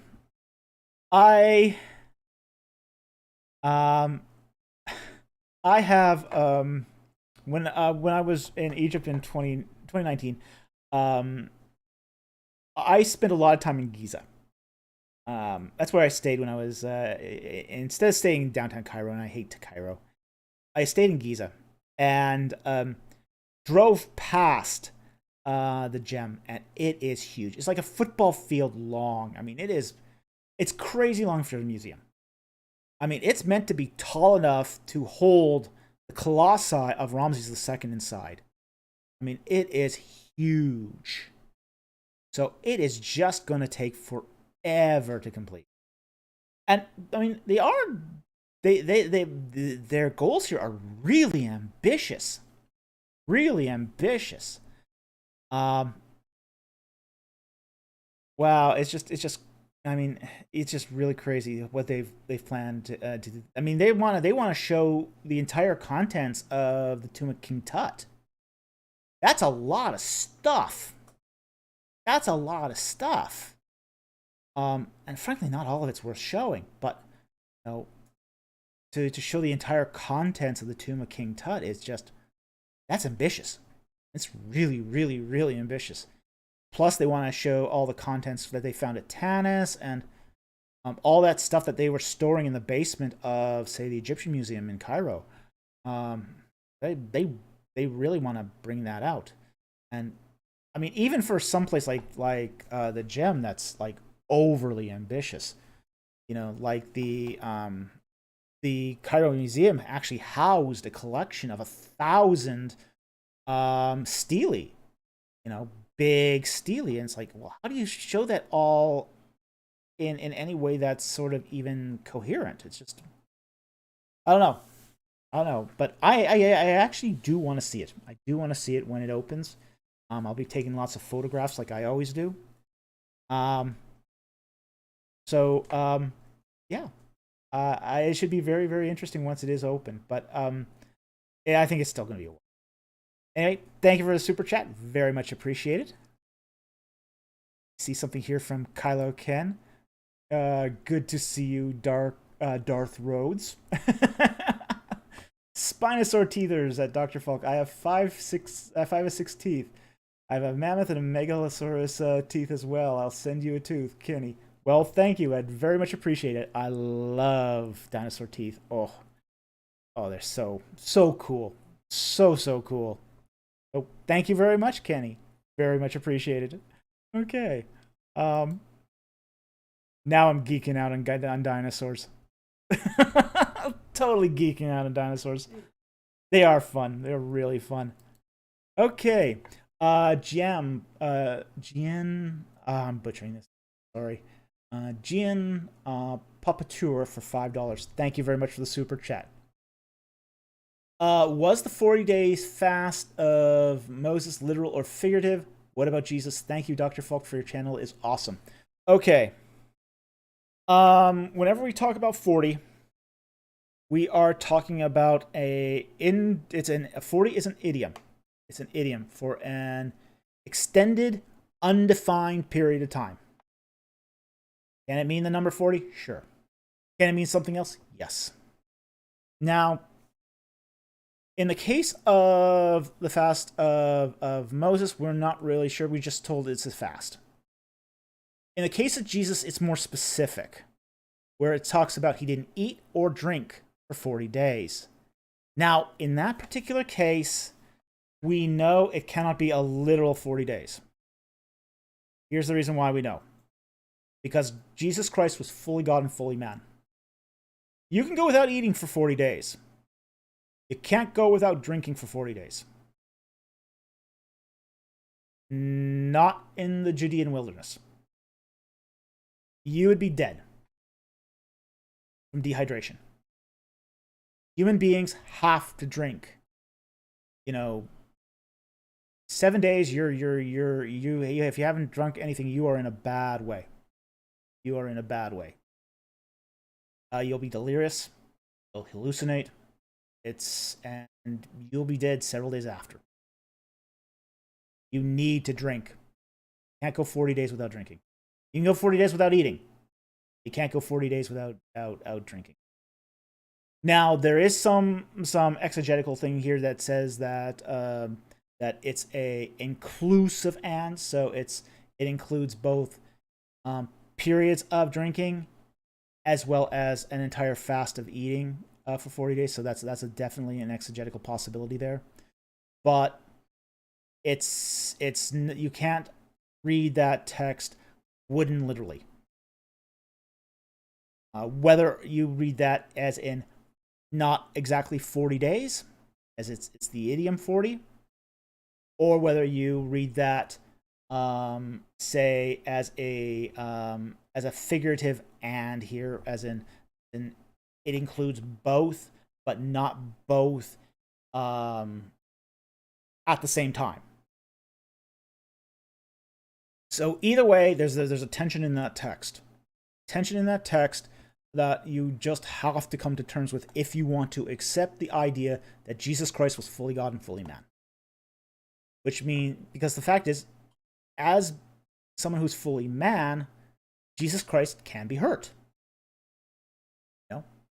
He can be killed. He is hungry. He gets hungry. He gets thirsty. He eats. He drinks. If someone slipped in poison, he would have been poisoned unless there was some supernatural self-healing going on there.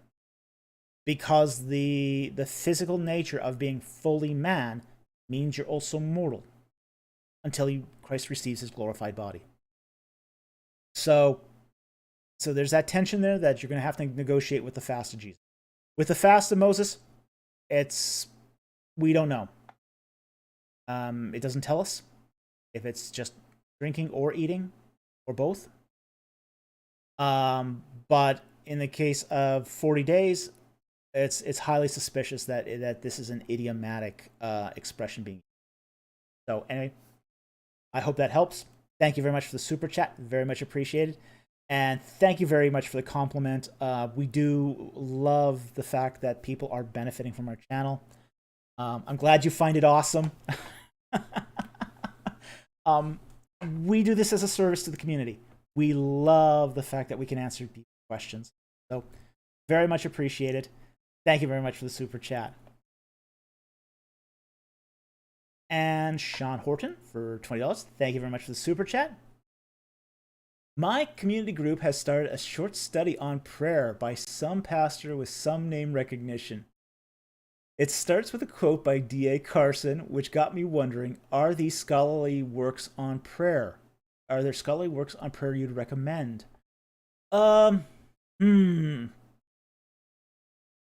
don't know any on the top of my head that I would recommend instantly. John Piper might have something on. he tends to do these little short books on those various sort of devotional subjects like that. Like he'll do one on preaching. He might have a good reference, a good little short book on that. So I don't know any on the top of my head, but that's where I would start looking. Is I'd start looking at Piper and see if he had anything on this. And he's usually pretty solid. So, without knowing more about the study on prayer, and I know there have been some studies on prayer, but it's not a particular focus of mine. So I can't recommend any particular readings on this. So it's not that helpful, no, but that's all I got. So thank you very much for the super chat. Very much appreciated, but wish I could have been more help on this one. Okay. John Fabeck for $4.99. Thank you very much for the super chat. Were priestly garments described in Exodus 39, similar to what Egyptian priests would have worn? Are there Egyptian similarities to the ephod? No, there weren't. We do have a very good idea what Egyptian priests wore. Now, the whole idea that the high priest, he wore a turban, he wore a tunic, he wore the ephod and a sash, and he wore a kilt.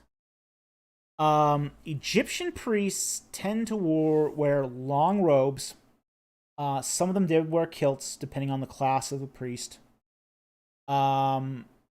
They wore Sem priests wore a leopard sash, which was basically had the say a metal head of a leopard with a leopard skin.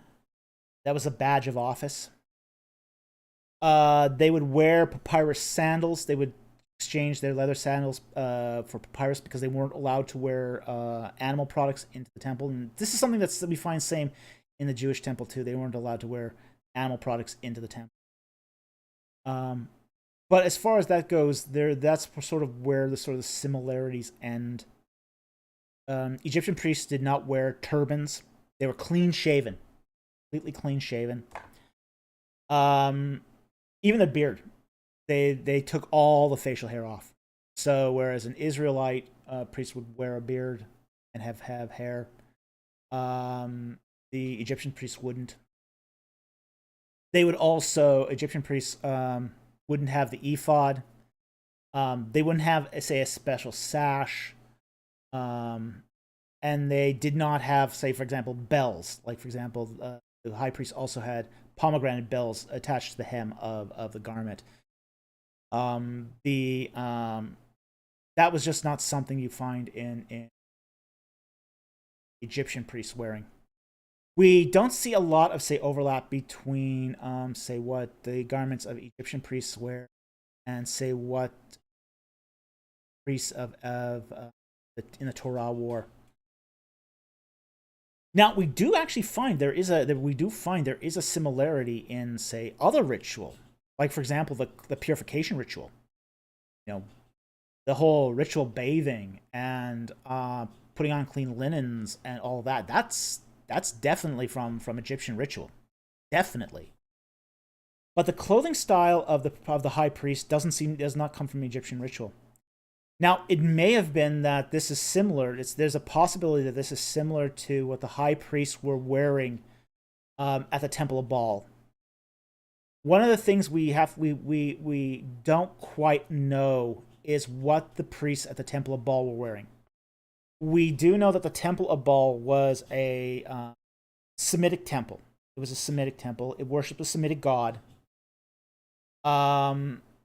So we don't know the rituals. We don't have a lot of preservation of that temple, unfortunately. I wish we had reliefs from that temple, because that would be very telling, but we don't.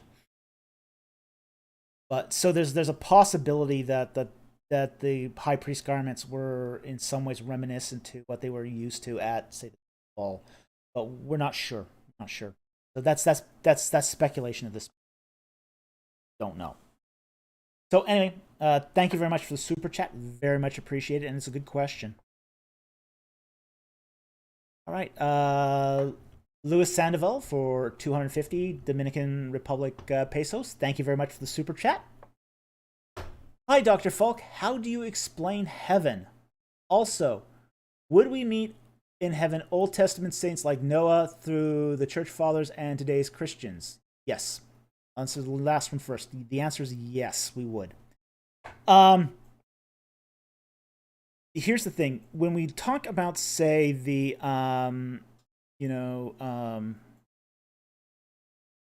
when Christ goes to the Sadducees, you doth err. Don't you know the scriptures? I am the God of Abraham and of Isaac and of Jacob. He is the God of the living, not the dead. So there is that sense that these are people that are alive in heaven right now. Christ. So absolutely. I think I'm strongly believe that in heaven we will meet the Old Testament saints like Noah, church fathers, and today's believers in Christ. So absolutely. Now, how do I explain heaven? Now that's a different thing. Now that's different. Heaven in some ways is a lot more difficult to explain than hell. A lot more difficult to explain. And part of the reason why it's more difficult to explain is in many ways we got less. Christ talked about heaven a lot less than he talked about hell. And really, most of our description of heaven comes from the book of Revelation. And the idea we get from the book of Revelation is it's really a place of, say, in front of the throne room of God. So it's laid out like a temple. You have, the throne of God, the seat of the Lamb, and very much parallels the temple of the Israelite temple. There's that whole sort of idea of multiple courts and cherubim around the throne, and like the Emerald Sea. The Emerald Sea is actually an analog of the Bronze Sea. It's the idea of that bronze, massive, huge bronze laver that held water used for cleansing holy implements. So the Emerald Sea is essentially the analog of that. So instead of it being bronze, it's crystal, it's emerald, but it's the laver. It's the laver. So and then you've got all that worshiping that's going on. It's a place of noise and cacophony and everlasting worship in every language, tongue. Every tribe is there. But I also think too that it's not just worship. It's not just worship. We are going to have relationship up there. We're going to have a relationship with the patriarchs. We're going to have a relationship with the church fathers. Here's one of the things I would say is when Christ tells us to store up our treasures in heaven, where moth and rust don't destroy, one of the things we sort of need to understand is that the most valuable commodity in heaven, the thing that's prized most above anything else in heaven, and this is the highest reward you can get in heaven. It's not the crowns, not the new garments. The great reward of heaven is face time with the Master. One of the things we have to understand about heaven is that Christ as the resurrected Messiah. He's fully God, still fully God and fully man, but he's now in a glorified human body. He's going to be in one place at one time, just by nature of that glorified human body. Which means access to that is limited. It's a commodity. It's now scarce. So the greatest reward we can have in heaven is a time slice with the master. It's incredibly profound once you start realizing that is the greatest reward you can get in heaven, is an audience before the king. You understand that? That changes your perspective on heaven and how you live this life. Because that's real, tangible rewards. You know, it's not gold. It's not gates of gold and gemstones and all that garbage. Not that. Relationship. And it's relationship with the ultimate master. So, yeah, absolutely. We'll have relationship with other Christians. We'll have other relationship with the people we loved. Yeah, we'll have relationship with the church fathers. But we'll also have relationship with Jesus Christ. That's something definitely worth looking at.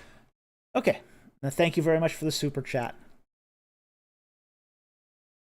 All right, Luis Sandoval for Dominican Republic pesos, 250. Thank you very much.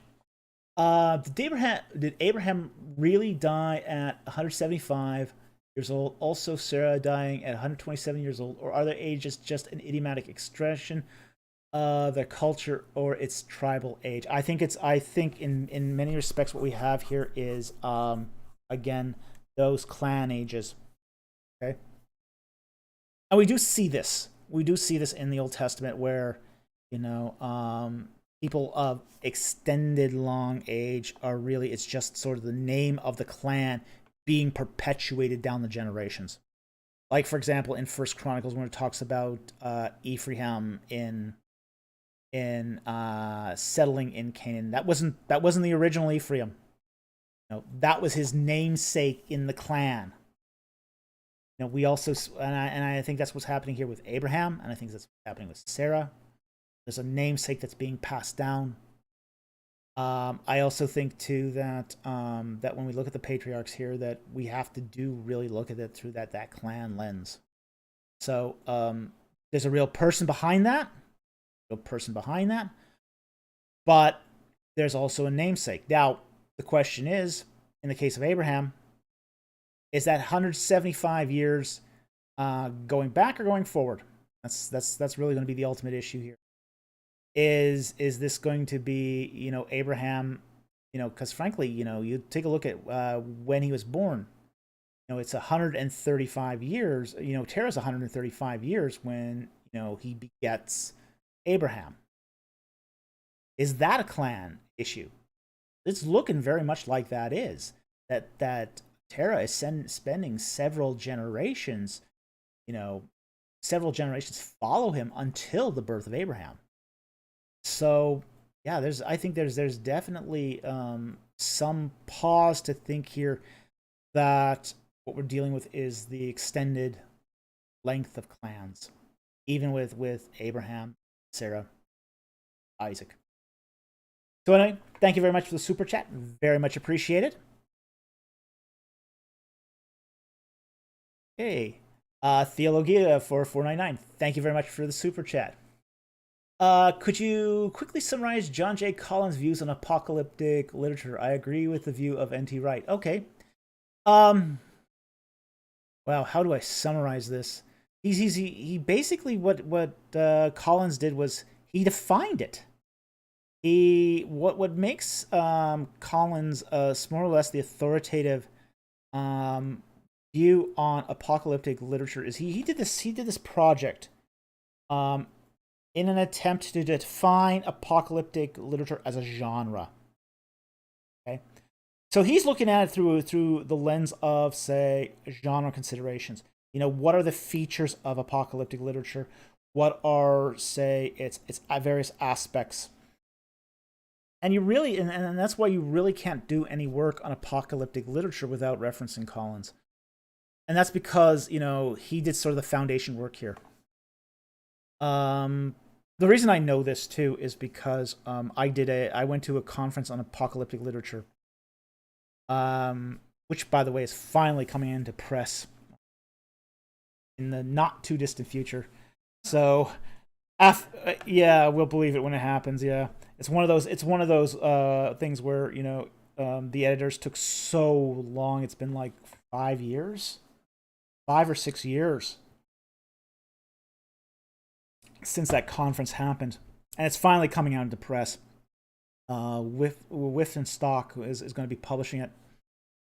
But one of the things is, you get 40 papers at a conference, and everybody's quoting John J. Collins. All 40 is quoting him.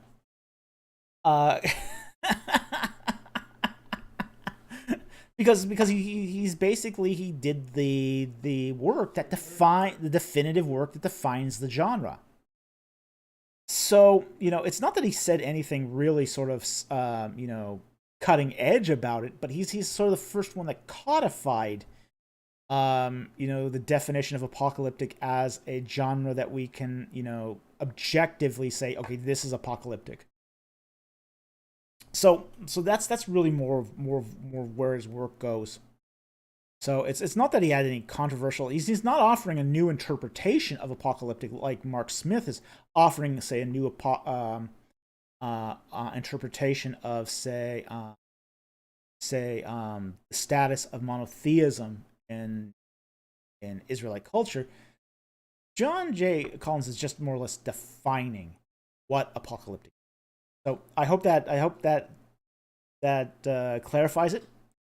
Thank you very much for the super chat. Very much appreciated.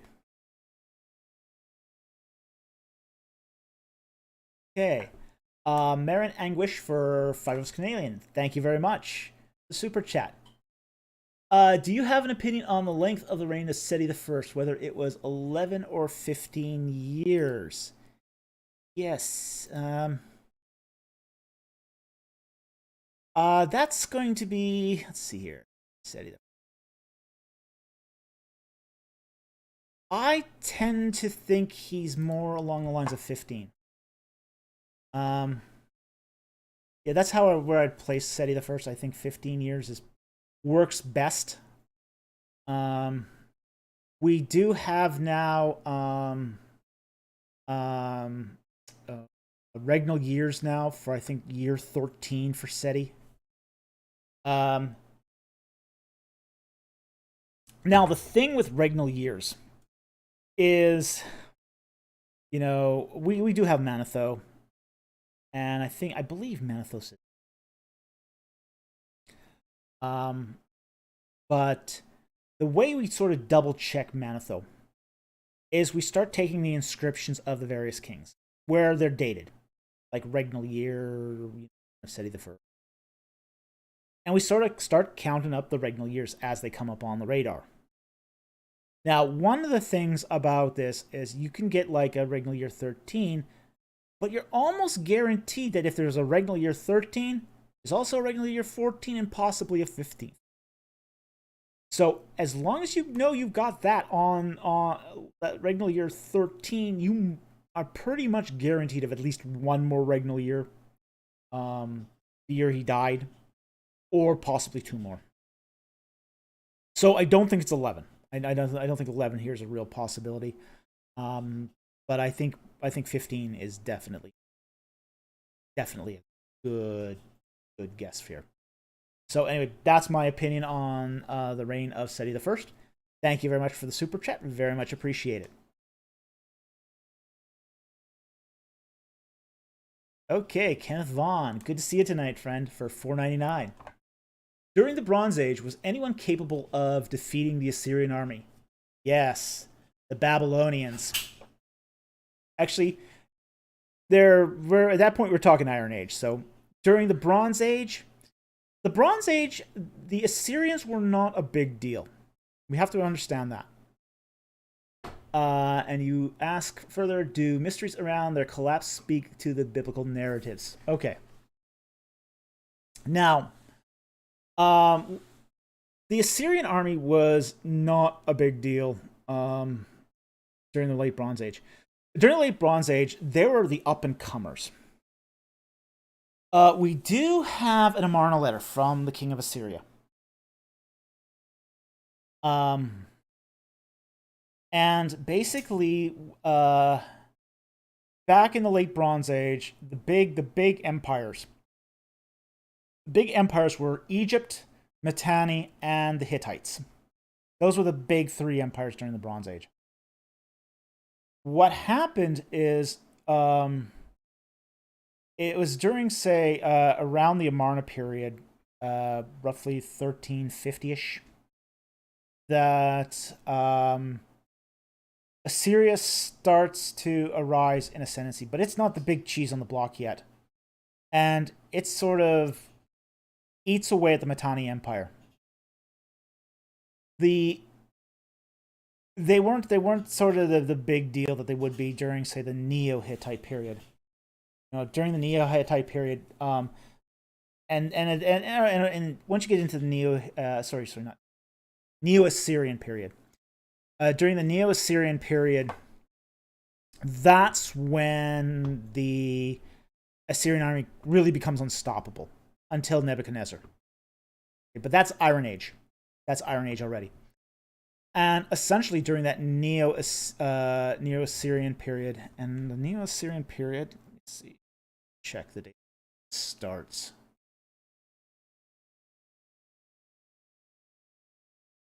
So you have the Neo-Assyrian period, starting with Adad Nerari II, around 912 BC. So, you're in the Iron Age. You're in the Iron Age now. Prior to that, you had the Kingdom of Assyria, which was really nothing. And then before that, you had the Middle Assyrian Empire, which, had certain,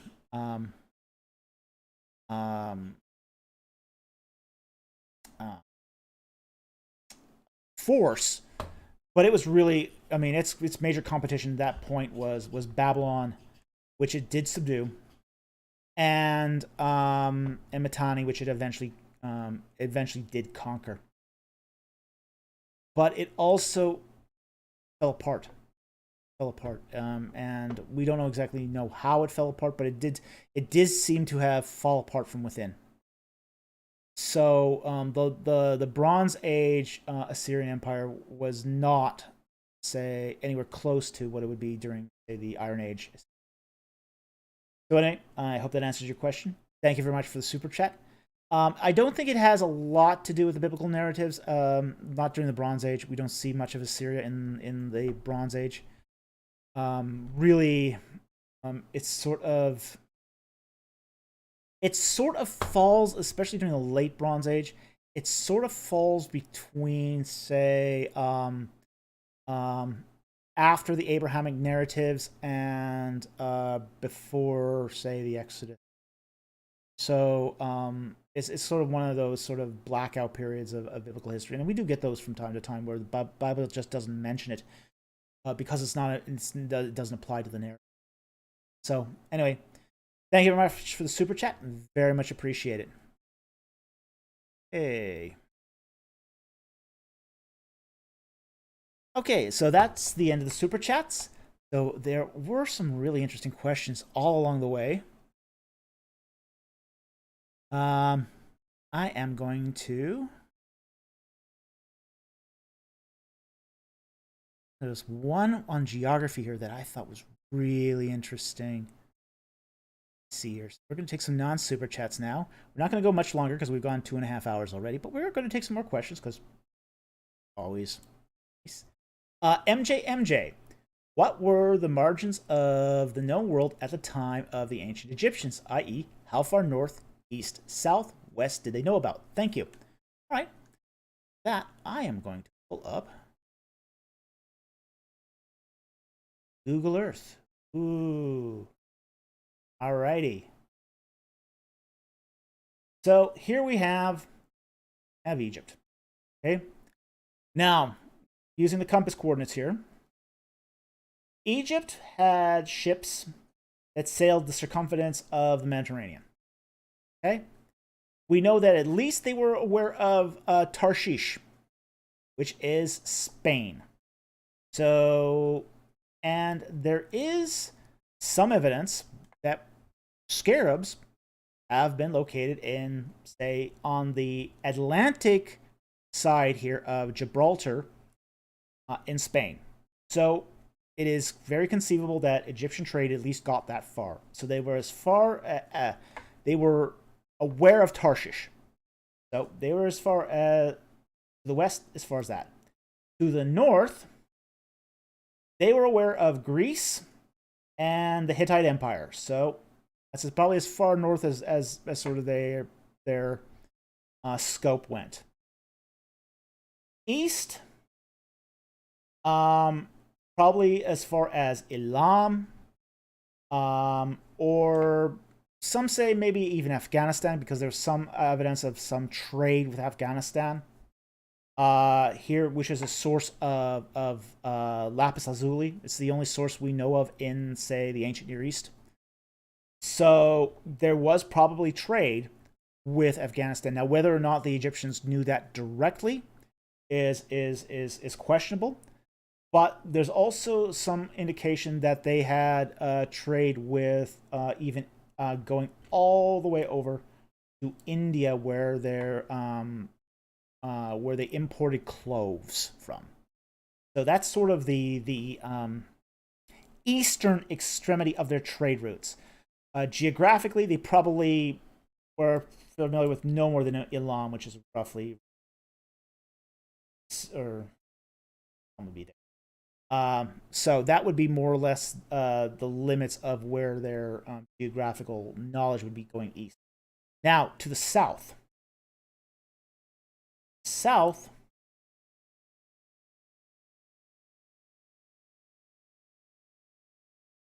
They reached as far as Punt. And Punt, if this is Kush and Nubia, Punt is here in Ethiopia. So it's very conceivable that they went as far down as Ethiopia. So that sort of gives you an idea of how sort of vast their geographical knowledge was. It's a lot more vast than what we might expect at first blush. However, it is bigger than we've in the past thought it was. They weren't as, I mean, Egypt was very insular. Egypt was incredibly insular, but it also had trade routes that, extended, good quarter way around the world. So it's their reach was much further than a lot of people really realize. So anyway, I hope that answered your question. Very interesting question, and I love interesting questions. Okay. I'm gonna go here.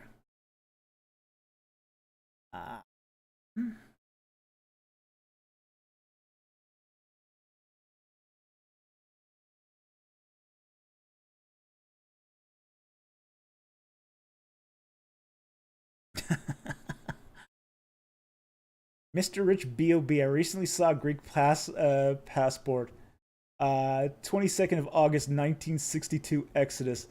Is there any evidence to support an Exodus date that late? Probably not.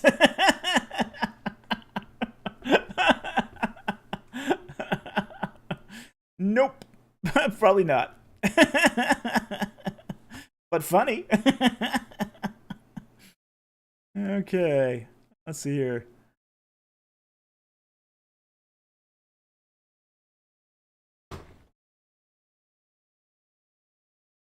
I'm taking non-super chats. I think there's one more super chat here. All right. Louis Sandoval here for another 250 Dominican Republic pesos. Thank you very much. Is there any book or article that talks about the philosophy, metaphysics, and bodies of spiritual entities or host? Ooh.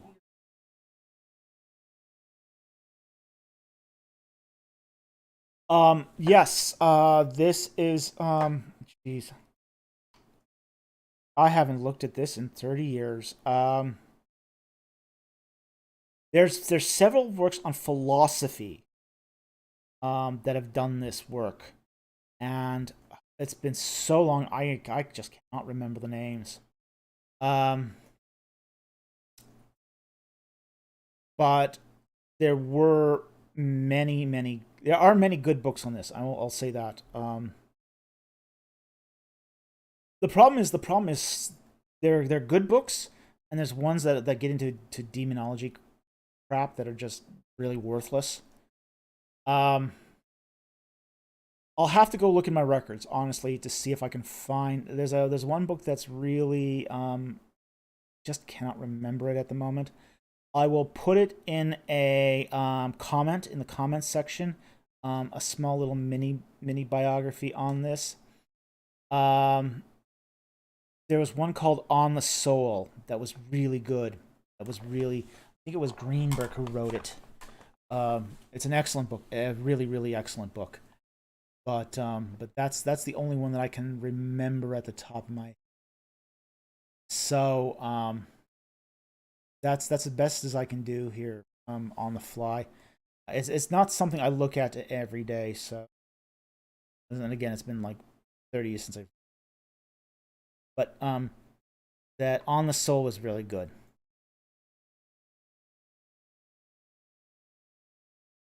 So let's see what else here. I'll go back to non-superchats. But anyway, thank you, Lewis, for the super chat, and I really appreciate it.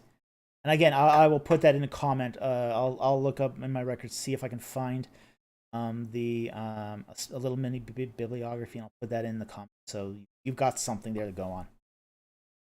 All right, back to where it was.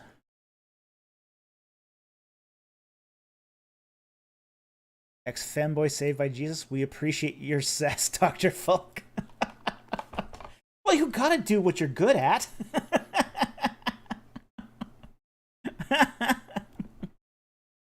Hey, but, it was prophesied because of my sass.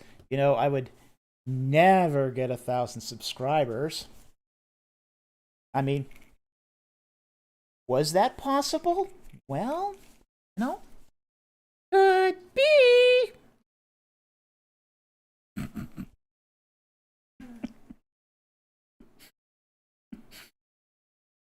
Okay.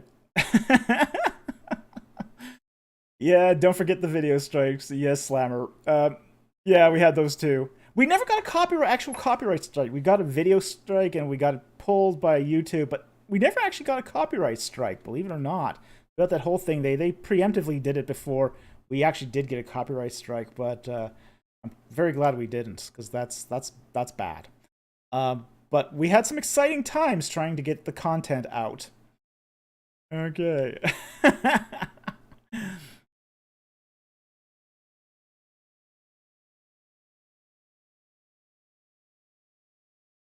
MDC, you're such a friendly guy with an infectious love for your subject matter. Oh, that's the nicest thing anyone has said about me all day.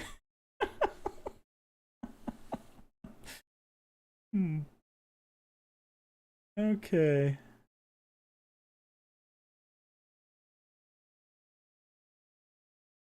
I'll take this question by Marcy Powell.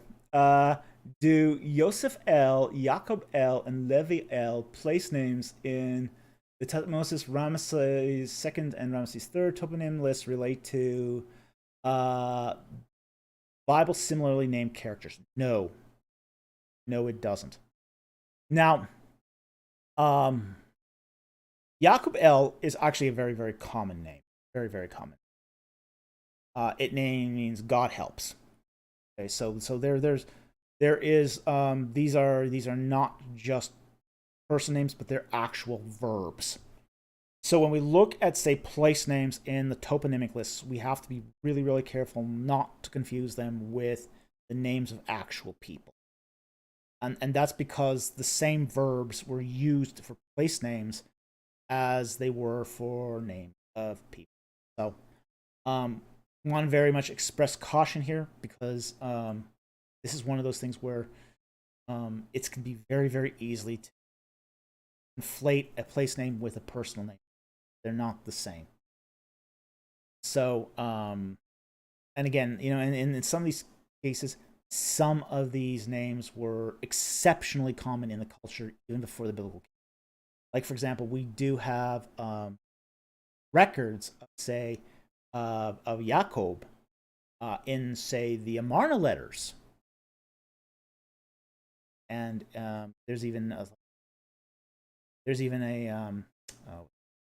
small scarab with the inscription of Jacob that was part of a ring seal That, I mean, is really old. That's like 14th dynasty. So so yeah, there's a lot there that's we have to be very very careful that we don't conflate one from the with the other. And frankly, people use the same names over and over and over again too. You know, how many people are still using David after King David died? You know, 3,000 years ago. You know, they still use that name David. Surprising. Yeah, Mexicans use Jesus. Um, so yeah, we do find that names don't die out. They just keep being reused. And frankly, these names that we find in, say, with the patriarchs aren't original to the patriarchs. Many of them pre-existed the patriarchs themselves. So um, it's an interesting question, but it's one that where we have to say, okay, we have to be careful here. So anyway, thank you very much for the question. Very much appreciated. Hey.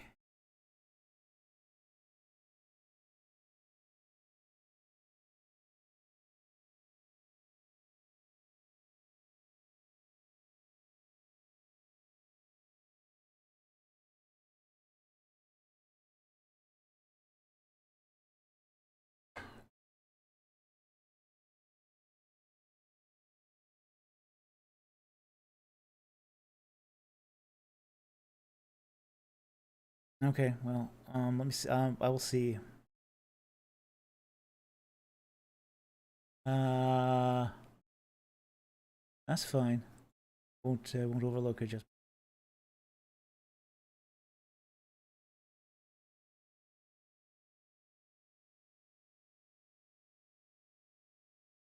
let's go right to the end.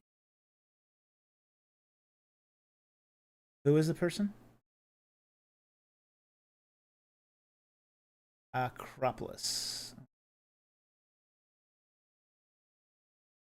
Oh, Acrolis.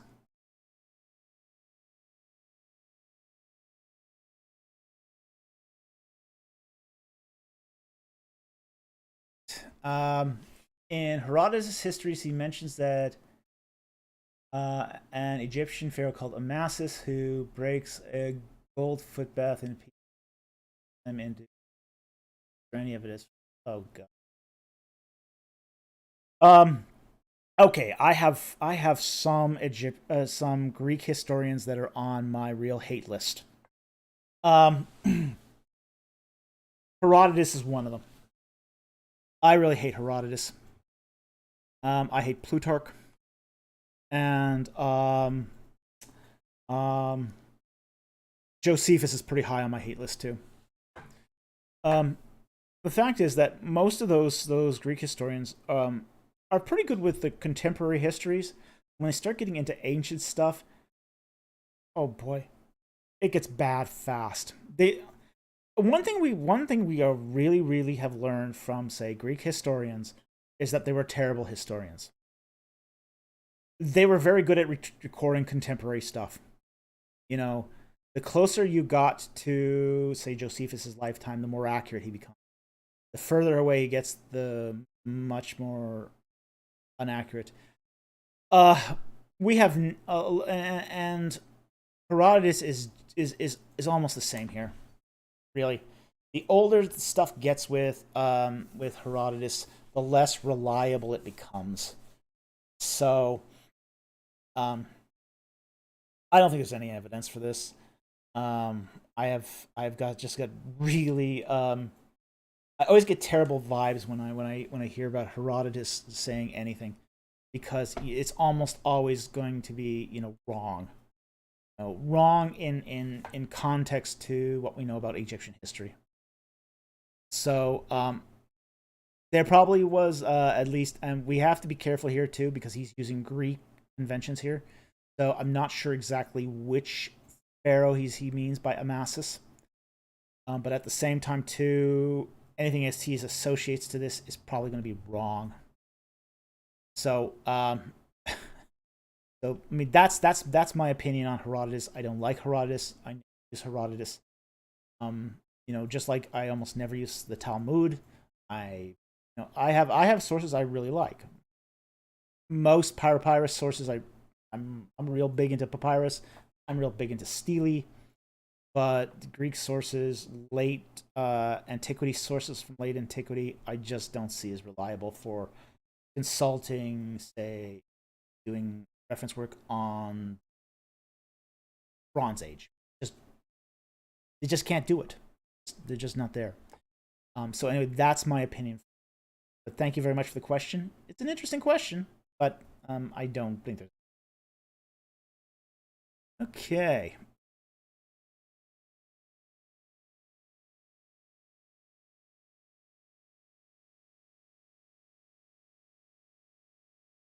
Okay, I am going to take that question, Visata Vikben. But I'm going to give you an unsatisfying answer, unfortunately. He asks, Ancient Egypt and the Bible. Hello from Bulgaria. You are an expert in something. Yes, I'm an expert in Egyptology. My particular field of specialization is the interrelation between Egypt and the Exodus. So I do an interdisciplinary focus. And he asks, can you give us principles and tools for how to find trustable information and examples? Okay. Reliable authors from reliable publishers. Probably a good first step. Is the person writing in their particular field? Is it their specialization? Have they at least studied it for a long, long period of time? Do they have the appropriate background to be able to evaluate the arguments? Are their views, say, there's a difference between, say, cutting edge views and ones that are just way out in the fringe. If you can just discern, say, basically what's fringe, what isn't, what's, say, maybe more provocative but not fringe, you can go a long ways just on that. One principle I would say is check out whatever source you're reading, check out the bibliography. Check out the bibliography. If you've got a book or an article and you look at the bibliography, that's going to tell you something. It's going to tell you if they're consulting peer-reviewed articles. It's going to tell you if they are consulting standard reference works.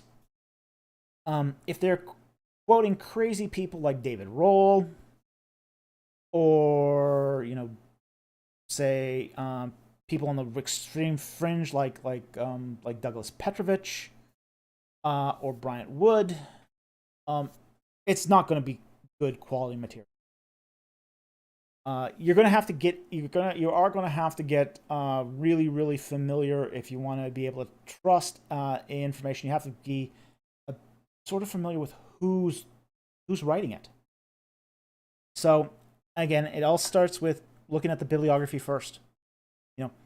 It's sometimes said that one of the habits of academics is they read the book from the back forward because they always look at the bibliography first to see if the research is reliable.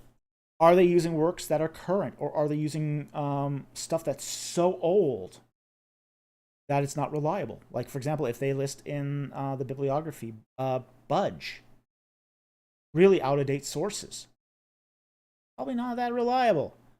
Are they using a lot of online sources? Probably not that reliable.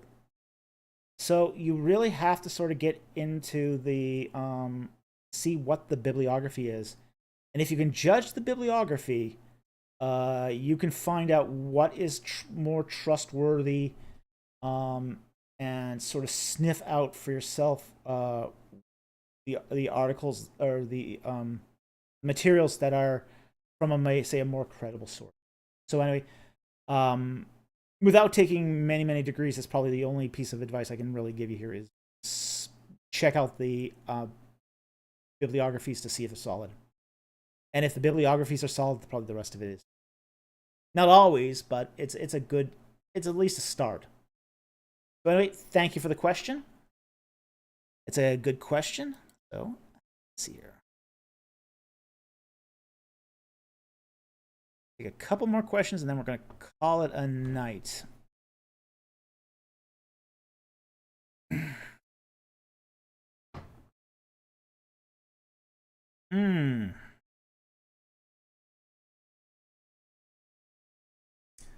Oh, okay. Some of the person asks, "What's your favorite worship song?" I'm not really big into worship music.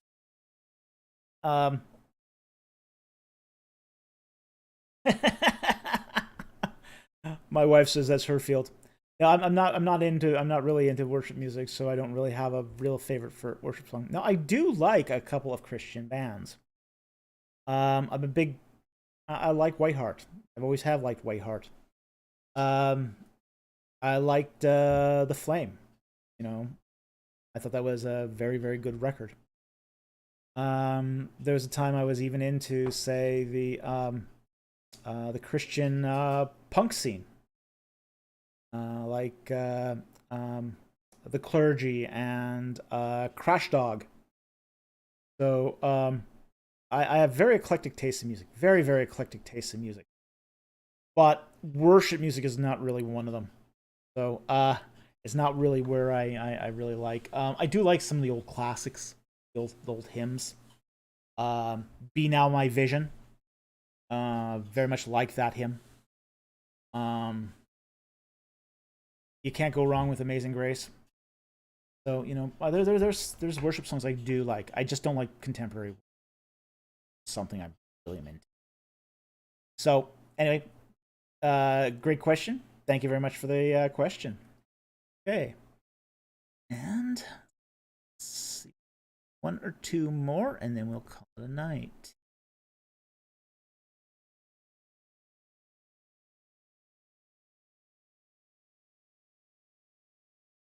Take that fly there.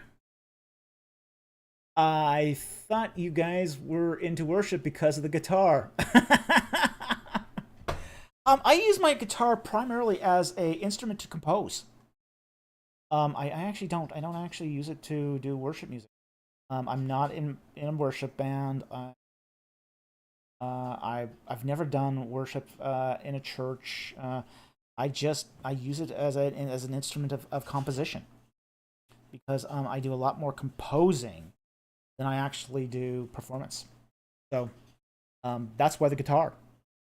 So, but I've also been denied jobs too, because I don't do worship music, and at the time when I was applying for those jobs, I didn't play. So that's sort of um, uh, sort of excluded me from getting those opportunities. So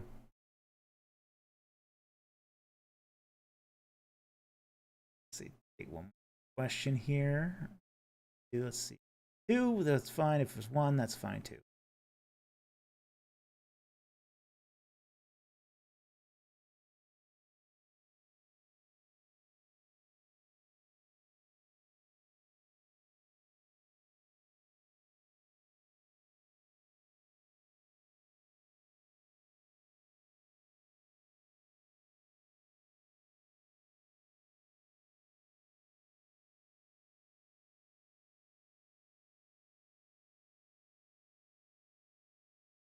All right, I'll take Mr. Rich B.O.B.'s question here.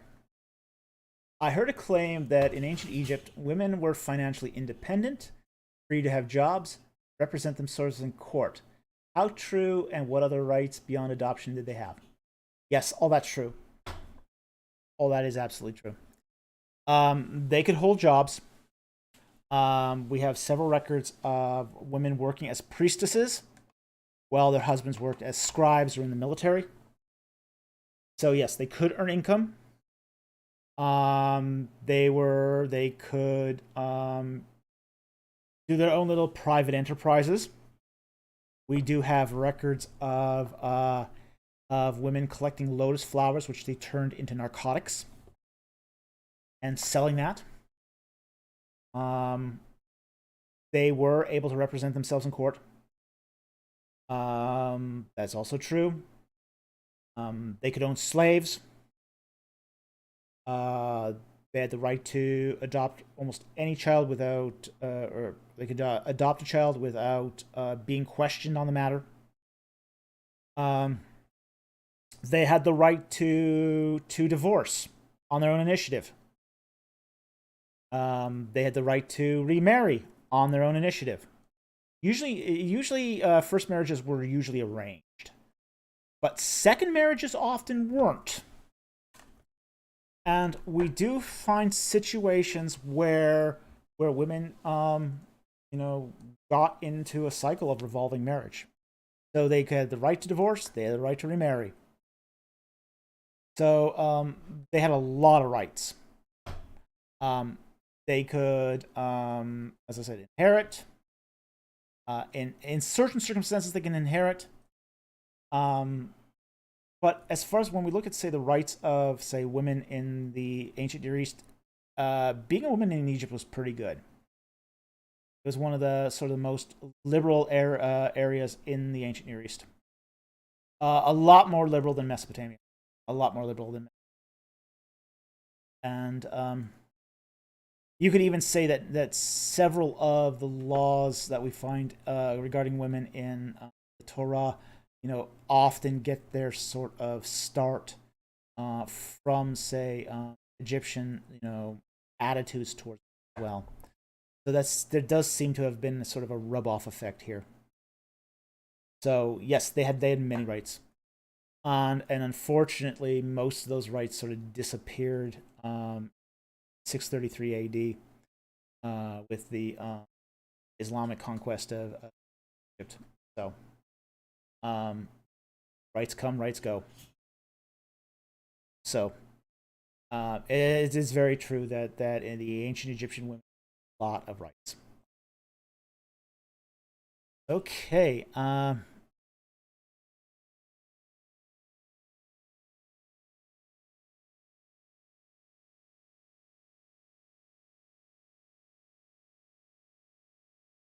I think we're probably going to wrap that up.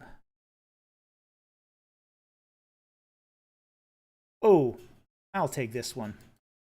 Cambrit. Just one for one, and we'll make this the last question of the night. Just because it is getting very, very late. You need to go to work tomorrow. And we have been going 3 hours here, so this is probably one of our longest ones. But it's appropriate. It's our 5,000th subscriber celebration, so why not? What are the best and worst movies based on biblical stories in your opinion? Okay.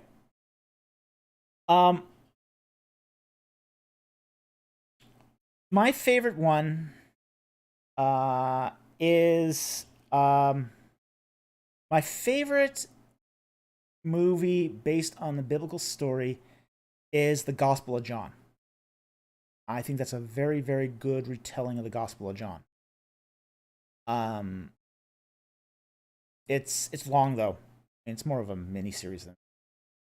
I like the Gospel of John. I thought it was very, very good. The Cecil B. DeMille Exodus, if it hadn't been for that long love story in the middle, if that had been cut out, it would have been a really, really good edition of the Exodus. They got so much of Egyptian culture right, it's not even funny. I mean, it's crazy accurate in some ways. Now the worst ones. Let's talk about some real stinkers.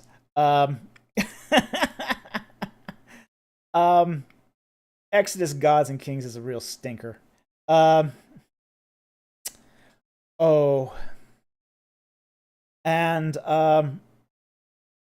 wow. Exodus, Gods, and Kings, the costuming on that was so bad, it was not even funny. The warrior outfit they put on Ramses made him look like a cross-dresser. Because he's wearing the vulture headdress, and that's the headdress for the queen. Ugh. No. No. That was awful. The other one that was what I think was a real stinker was Noah. Almost any production in Noah is going to be terrible. I mean, they did one in the 1980s that was just horrible. You know, where he had a drunk Lot floating on a raft, and that was just ridiculously bad. But the new Noah is also terrible. I will say this though, it is the Lord of the Rings. The latest Noah movie is exactly like the Lord of the Rings. You've got the Nephilim. Oh, that's your tree ants. You've got Lamech. He's Gandalf. You've got the sons of men, the Cainites. Hey, that's your orcs. You have magic. You had spells. All you needed was hobbits, and you would have the Lord of the Rings in that Noah film. The only thing it was missing was hobbits.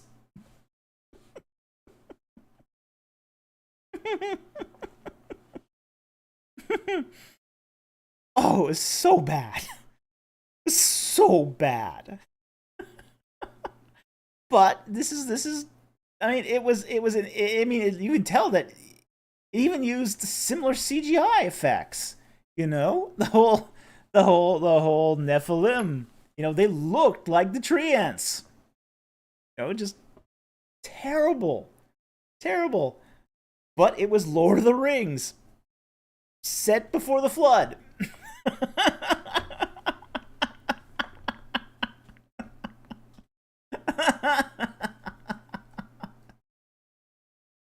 So anyway, that's my reaction to the best. I'll throw in one more movie I thought was awful. Throw in one more movie, just because I think it's just terrible on all levels. And I won't restrict this to one movie. I'll include the whole series here because it was a series of movies. And that was the Left Behind series. Wow. Oh my gosh, that was so bad. Um Yikes. Yeah, that's not the Book of Revelation. Sorry. That's Fantasy by Jenkins. Oh my gosh. So terrible. So terrible. Okay. So um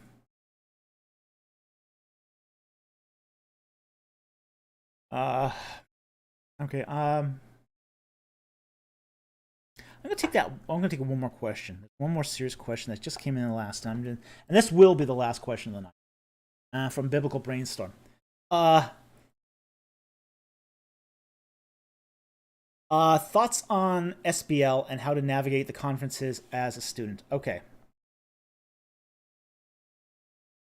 SBL is the Society of Biblical Literature. It is the largest professional organization for biblical scholars. Don't, however, confuse it with an organization that is religious.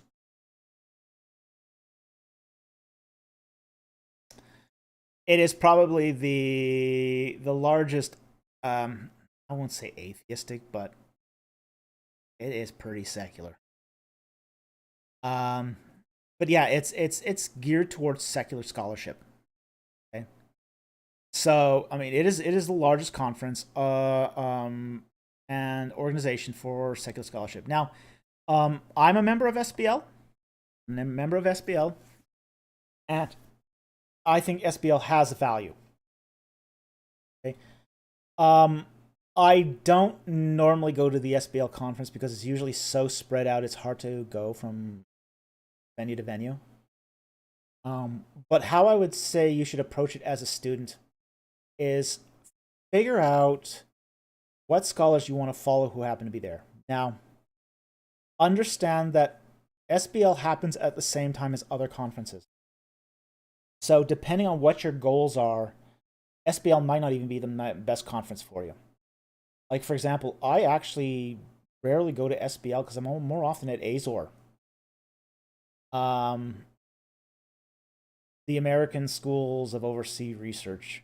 You know, for me, I get a lot more out of Azor than I do out of SBL.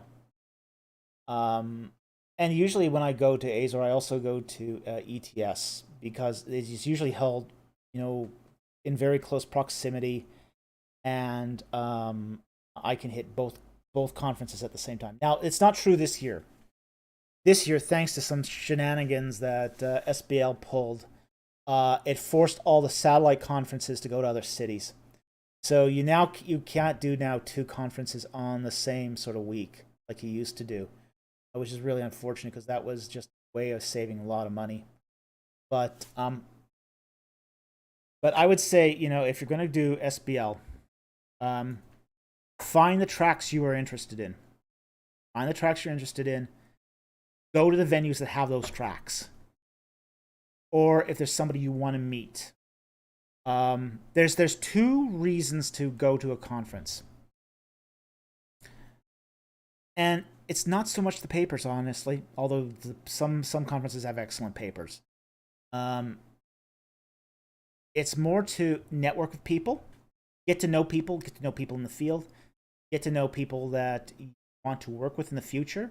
You know, if you're a student now, you'll probably want to meet some people that you want to do your, say, if you go for a doctoral program, that you want to have be your doctoral supervisor. Get to know people, get to know them at the conferences. The other thing you want to do at those conferences is hit those book tables. The book tables have often just incredibly good deals on the books. I've seen some of those book tables have like 60% off some of those books, and it's like, oh wow, okay, here's my credit card, run it up. Um, and the great thing about the books is they'll even ship it to you, sometimes even for free, depending on the publisher. So yeah, hit those book tables. Half the reason why people go to these conferences is the book tables. Um, so you want to meet people. You want to talk to people. Talk to as many people as you can. You know, it's okay if to skip the papers and just talk to people if you can, because everyone is there to network. Everyone is there to meet other people. Everyone is there to catch up, and this is how you build relationships. You know, is through your conference buddies. You meet people, you meet them year after year after year, and you find you sometimes meet some really interesting people, and you end up having some very interesting conference buddies. Like the last thing I ever expected was to have William Deaver as a conference buddy, you know. But he hangs out at Azor. He hangs out at Azor, and I hang out at Azor.